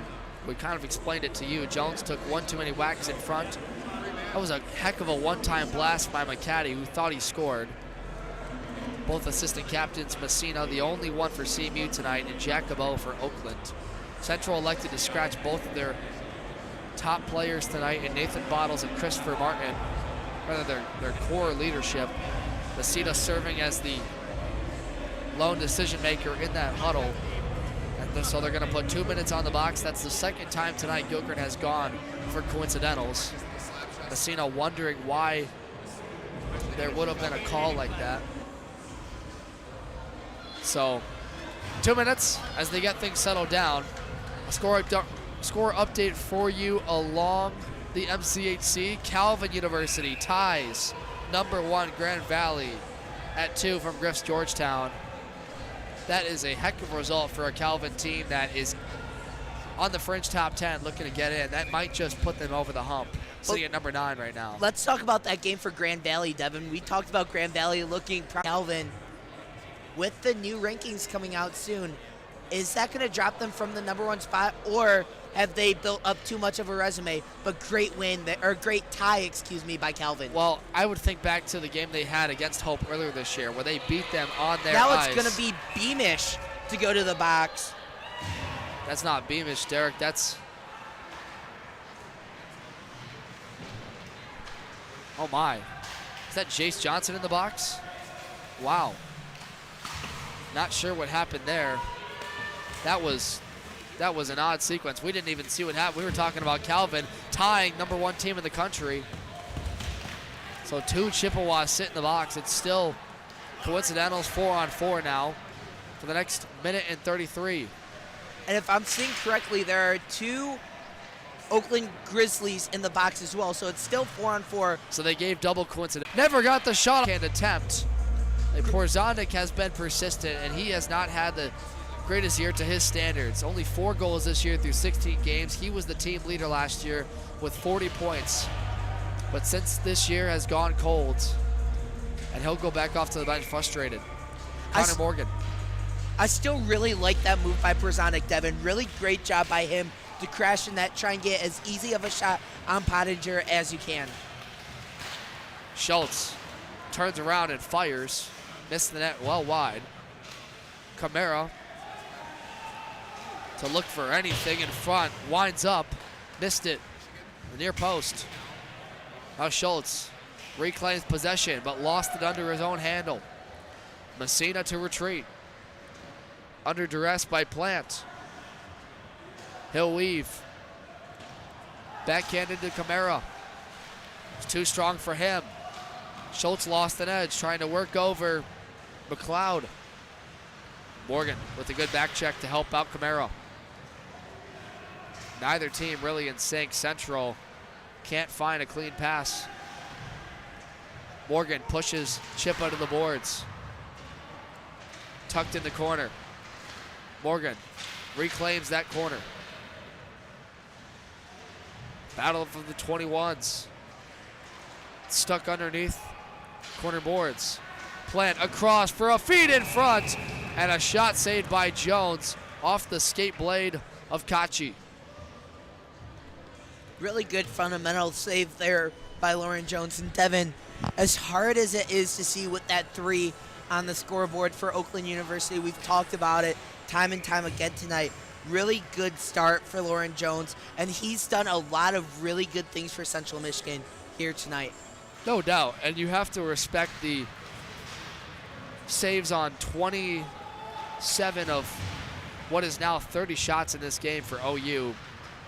He's seen a lot. This defense has had a tough time getting out of their zone a lot.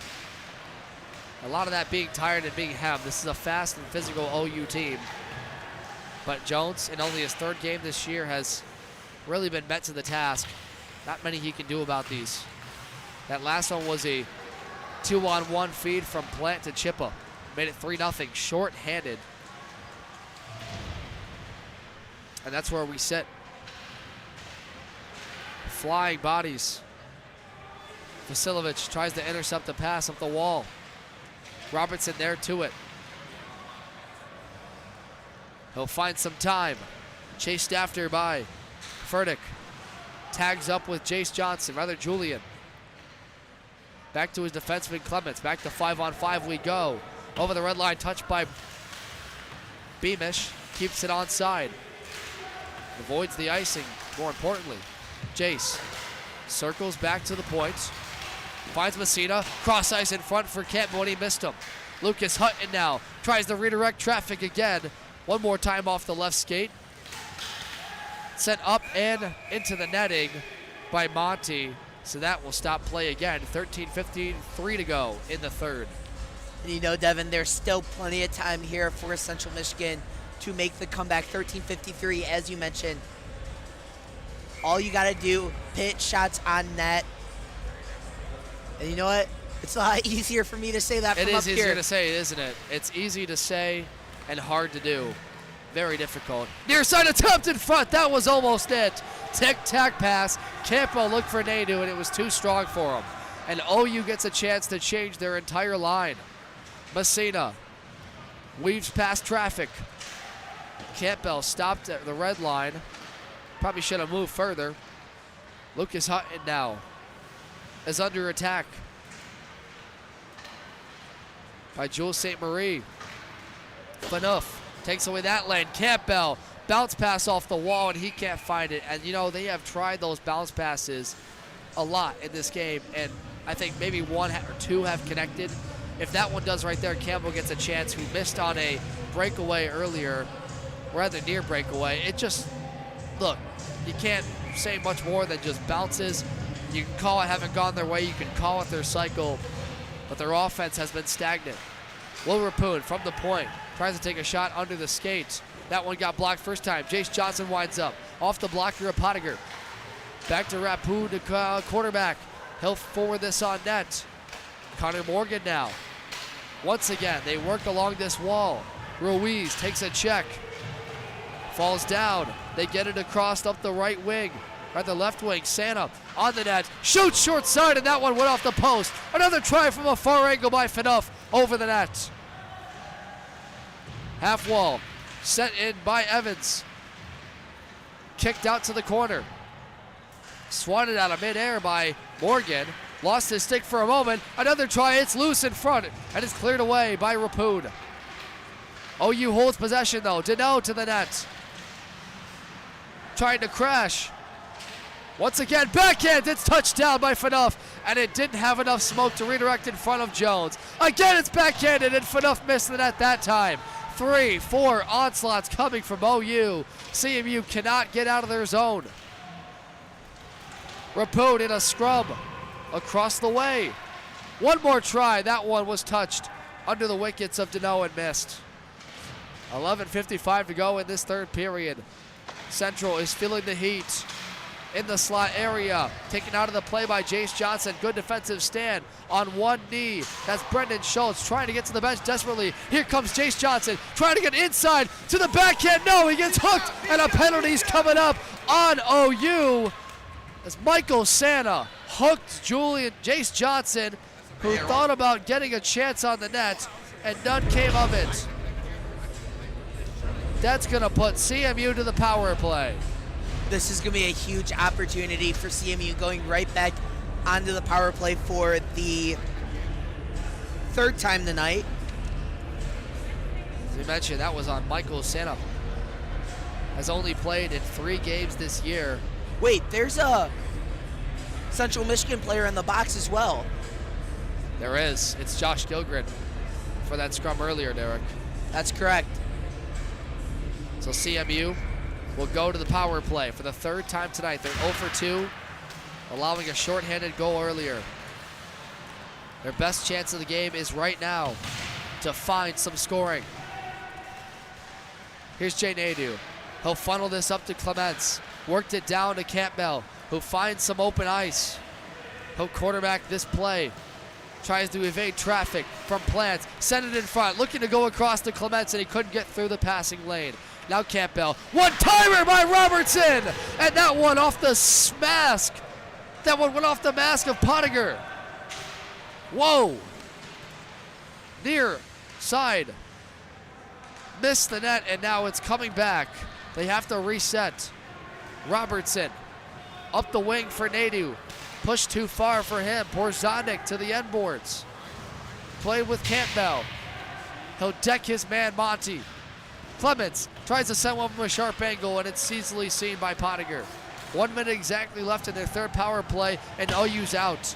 They'll go off for wholesale changes. CMU will as well. On comes the 2nd power play unit. Robertson, Jace Johnson. This is Brandon Clements. And the lone buzzing B is Chippewa, Evan Chippewa. Up the right wing with speed. Connor Beamish tries to move in over onside. He will. Gets to the net. Pottinger, first save. 2nd try coming from Messina. He'll wind up. That's a blocker save. Johnson keeps the line.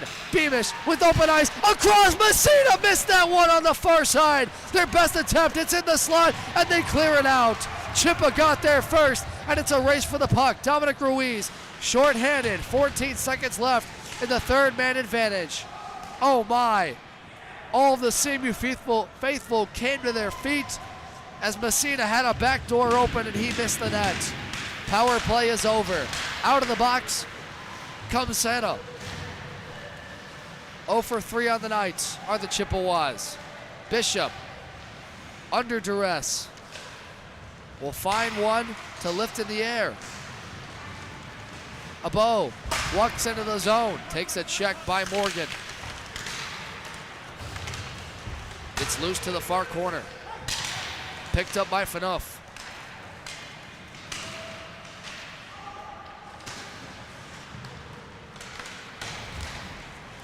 Furtick gets it in front of the net, near side by Phaneuf. That one might have clinged iron. Now though, we're gonna sharp angle score! Wow! What a shot by Phaneuf. Wrapped it around the net. Put that one past the far post of Jones from a very tough angle. And that's a killer. 4-0, Oakland. What a shot there by Phaneuf. You mentioned it, Devin, from a very sharp angle. Somehow it finds its way past the body of Lauren Jones. I'll tell you how. That was just one dandy of a shot selection. Pick the corner, and they're right back in. Over the line, centering. Trying to find Dylan McMullen, and it was too strong. Central down 4-0 in this game to a hot Oakland University team. First time scoring 2 goals in a period in this one. Central has been snake bit. Big time. Outscored 37-5 in the last 5 games. Connor Beamish trying to do something about that. Can't get past the defense, and Pottinger gets to whistle this. And Beamish is trying to argue his case for some kind of call.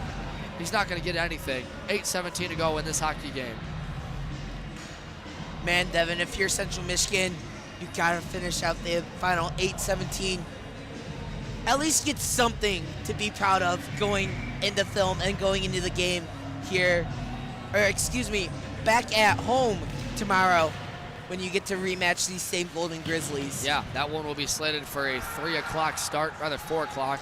We'll be live here, 4:05 Eastern time on CCHN for a 4:30 puck drop. There's a shot onto Lauren Jones. He can't find it. It's a mad scramble in front, and it's finally seen by Campbell. But tomorrow evening, this Chippewa team, if this one holds, barring a miraculous comeback, trying to do something about it, here is Porzanik, and that one's gloved into the netting, rather sticked by Pottinger.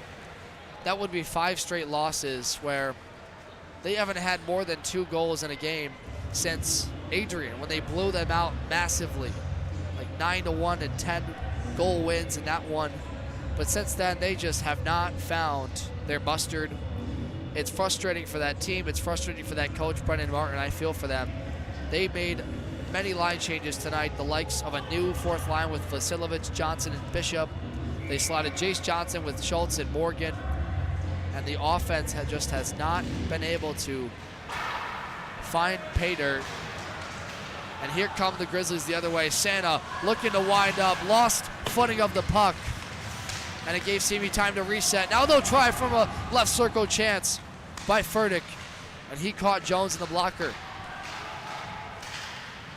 Back out of the air is Nadeau. He'll finish this off for Thomas Monty. Wraps at the boards for Furtick. 1-touch shot by Johnson missed. Owen Campbell's in the net, takes a hit up high, that's gonna be a penalty. A high stick by Furtick to the face of Campbell, and he's still down on the ice. Hutton answering himself. Campbell's still down. And Hutton's gotta keep his cool here. Referee pushing Lucas Hutton over to the near boards, trying to break up that skirmish. But I really like, once again, we've talked about all these positives with Lucas Hutton. Gets right in there. He sees Owen Campbell get the stick up high, and then he's right in there to back up his teammate. Another really good thing I like from Lucas Hutton.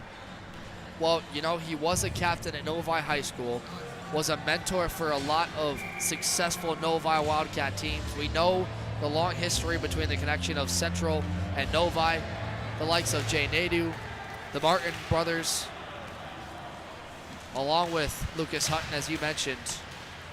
But in his case, you have to like him defending his case. That was a tough high stick, but it puts CMU to their 4th power play of the night. They're 0 for 3. Jace Johnson, this kid can score. They need something from him.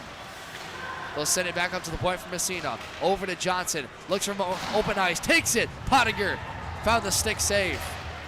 And it's cleared the length of the ice by OU. Settled down by Jones. We've talked a lot about Lucas Hutton tonight, but Devin, there's also a lot to really like about Jace Johnson. His awareness on the ice, his ability to handle the puck. There's just a lot to like from this younger group for this Central Michigan team. A lot of potential.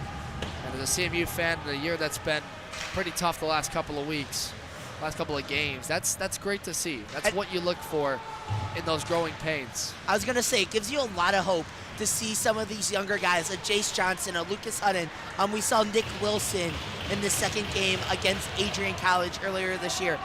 You're starting to see the future come together for Central Michigan, and Brendan Martin and company has done a great job of getting their guys in here and starting to build that culture back up for CMU. Porzanik looks to shoot from the wall, and Pottinger found that. And Porzanik looks to the sky. And what I've noticed too about Jace Johnson is he's such a mellow person. He doesn't get too high, he doesn't get too low. He stays the same on and off the ice.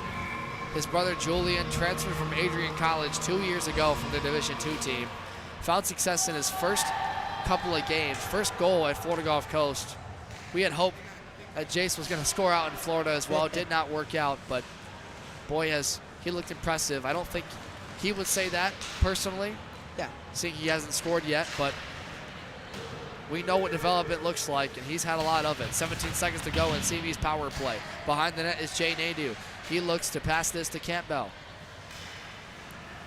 He'll look to lob this one to the net. Takes the shot. That scores! Nadeau was in front to tip it home. Central finally breaks that scoring drought. Their first goal of the night on the power play. Devin, I was about to talk about all this talent for Central Michigan, talking to head coach Brendan Martin. He talked about all this talent they have up and down the roster. We've talked about it. Off year for Andrew Personic, off year for this player, off year for that player. What a shot there. And then the tip in by Jay Nadeau to get Central Michigan on the board. And that's exactly what you want, something positive to carry over until tomorrow. Campbell led the line, but I thought it might have been tipped by Nadeau. Nonetheless, they get on the board. That top line has been persistent. And Owen Campbell has connected with Nadeau for a number of goals this year. Campbell has 7. Nadeau has 4 assists. We'll wait for the official scoring mark. Jones is going to glove this one down. But even if this game doesn't turn around in the last 4.5 minutes or so, you finally put something in the back of the net to beat this netminder in Pottinger, who has been a stone wall. Yep. You've made him look really good. And it's Morgan, veteran of Orchard Lake St. Mary's, has a draw in his own zone and wins it. Among all things in the draw circles tonight. Connor Morgan has been a player, we have said his name a lot tonight. But if that goal does go to Owen Campbell, it will be his 8th goal of the year. Team leading 8th goal, may I add. This one is still loose in front. Jacobo was trying to tip it in. He gets worked by Kiel. Gets it to the trapezoid for Deneau, who works out of the deep zone. Turns around to funnel it back to the dangerous area. Hauled down on the play is Thomas Davis, and that's going to be a penalty coming up on Braden Kiel. So Kiel is going to go to the box for hauling down Davis with 4:21 to play in this game. OU will get their 4th power play of the night. They're 1 for 3.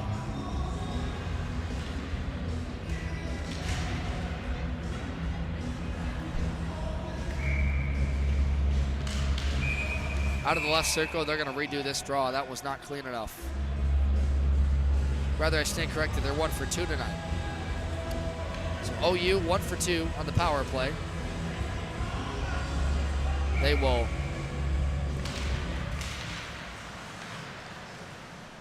look to put this back to a 4-goal advantage. One-time blast from the left inside circle by McCaddy. Turned it wide to the right top corner.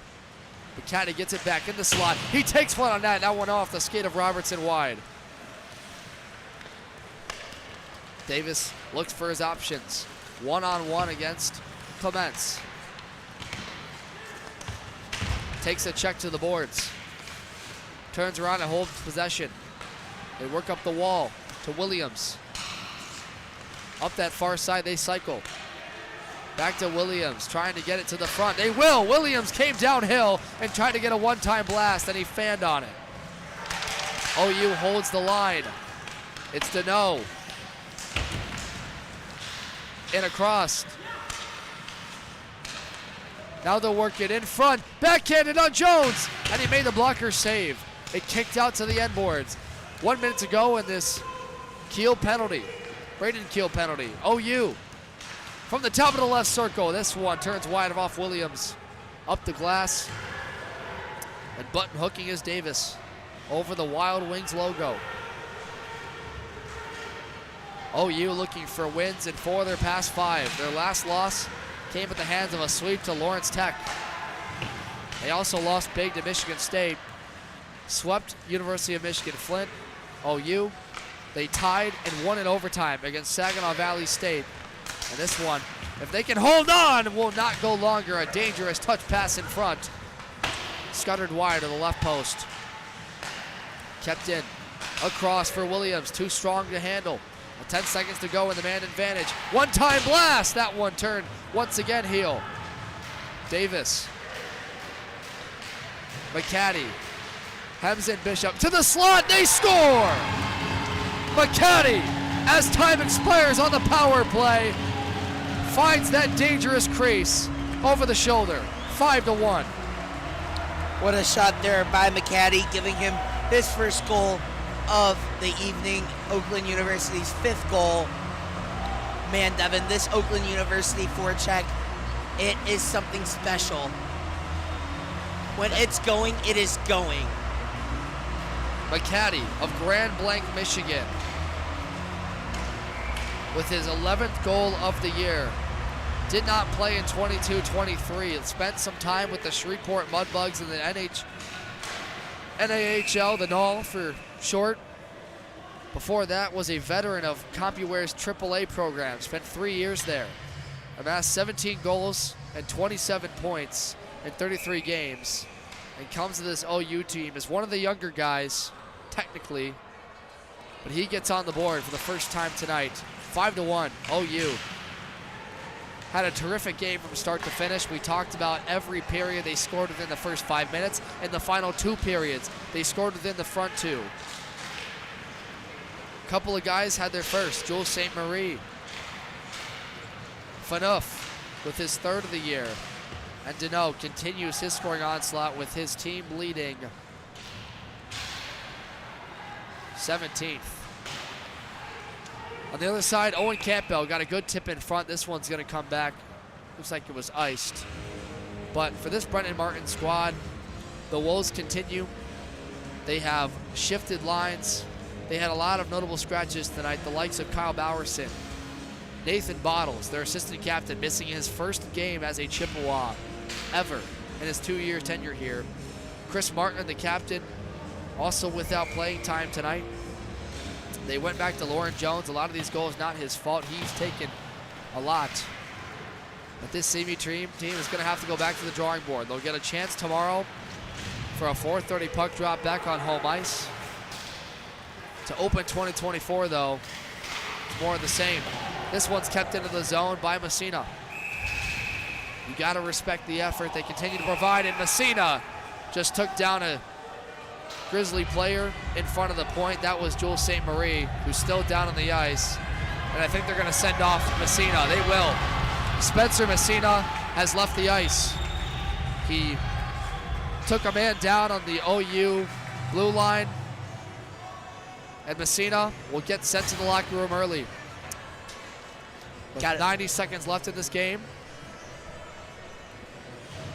So they will gather at their own benches and kill off some more time here. As we mentioned, tomorrow we'll have the broadcast for you, myself, and either Reagan Cleaves or Parker Morrison. We're not really sure yet. Hope you're healed up and good at home, Reagan.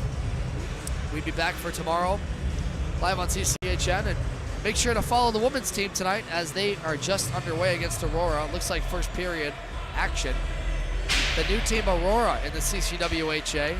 But how about this women's team ranked 3rd right now in the South, or rather, what Central. region are we? Central. Central. Thank you. Wow, I can't believe I didn't remember that. But yes, Central region behind Sioux College and Lawrence Tech. By the way, Sioux College, the reigning national champions, beat number 2 Lawrence Tech 12-0, 9-1, I believe. 9-1. That Wow. Sioux College team, Devin, man, they are special. They are trying to go back-to-back. Big weekend series for them against Assiniboine, the 2 Canadian teams. But Central Michigan, I love seeing the expansion of women's hockey, Devin. Eastern Michigan starting to get teams. There's rumors about Iowa University, Iowa State, Illinois State starting to get teams. So we're going to see the CCWHA starting to grow a little bit westward. We saw that with Aurora this year. Man, I love to see the expansion of women's hockey. Well, the women's team right now is number 3, as we said. They are looking for back-to-back nationals appearances, the first time ever in their history, making it last year. 1 minute to go in this hockey game. Here's CMU's Robertson, winds up from the slot, missed it wide. Button hooking out of his own zone, Ruiz under duress. Kachi will walk with it. Tagged up with Monty. Up the wall for Ruiz. Gains the red line and dumps it. Final 37 seconds are a power play, but all but amassed in this one. It's a tough night for CMU. They were down in this game from start to finish. Only 1-0 and only 2-0 after 40 minutes. But then the floodgates opened. Goals by Evan Chippa, Matt Phaneuf, and finally Jake McCaddy lead the way as Oakland University takes down the Chippewas for the 3rd time in the last 4 games. Oakland wins this one, 5-1 the final. Goaltender Tate Pottinger gets the save with nearly 30 plus tonight. Played excellent from start to finish, and Lauren Jones on CMU side saving 30 plus himself. A tough one to swallow as this Central team, the only goal tonight scored by Owen Campbell, assisted by Jay Nadeau. But the score reads 5-1. Oakland University gets the win over their MCHC East rivals. Post-game show coming up next with myself and Derek Steele. And we'll recap this one and get ready for tomorrow as they get a rematch to close out this opening series of 2024. 5-1, Oakland University takes down CMU here on CCHN. Post-game show coming up next.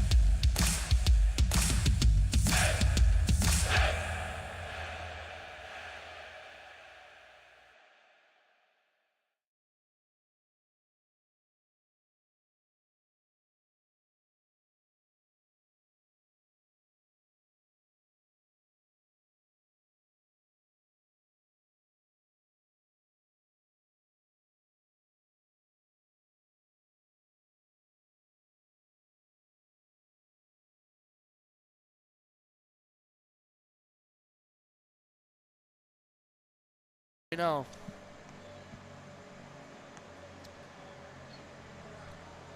New Year's resolutions are all about leaving the old behind and getting to something new. And well, for CMU, it was more of the same tonight. They dropped their 5th straight, losing 5-1 to Oakland University tonight. Derek Steele joins me for the post-game show here. Derek, a really tough night for CMU. They were outscored from the beginning. Oakland had all 3 periods where they scored within the first 5 minutes, 2 of those in the first 2. They never seemed like they could really get their footing, and it results in OU getting another win, the third out of the last 4 against CMU. Yeah, really good win by Oakland University, Devin. But there's a lot of what-ifs for Central Michigan going into that third period down 2-0. You're going on the man advantage. You got a minute 56 on the man advantage, and then you give up the shorthanded goal. So there's a what-if. There's the Owen Campbell breakaway opportunity where he kind of pulls up the brakes, let everyone catch up to him. Puck goes in the corner. So there's another what-if. So even if you're Central Michigan, there's a lot to clean up. But you're so close. You mentioned it. You're so close to breaking through, yet so far, another tough loss for them tonight. It is a tough loss, but they finished with 31 shots. Their lone goal tonight was from Jay Nadeau, who gets his 3rd of the year off the hands of his top line, Andrew Porzonik and Owen Campbell. Campbell did a great job shooting this one in from the point. It scudded through on a tip by Nadeau. For some reason, Campbell led the line thinking he scored, but we kind of saw it from afar. Nadeau gets that one coming at the 15:41 mark of the 3rd period.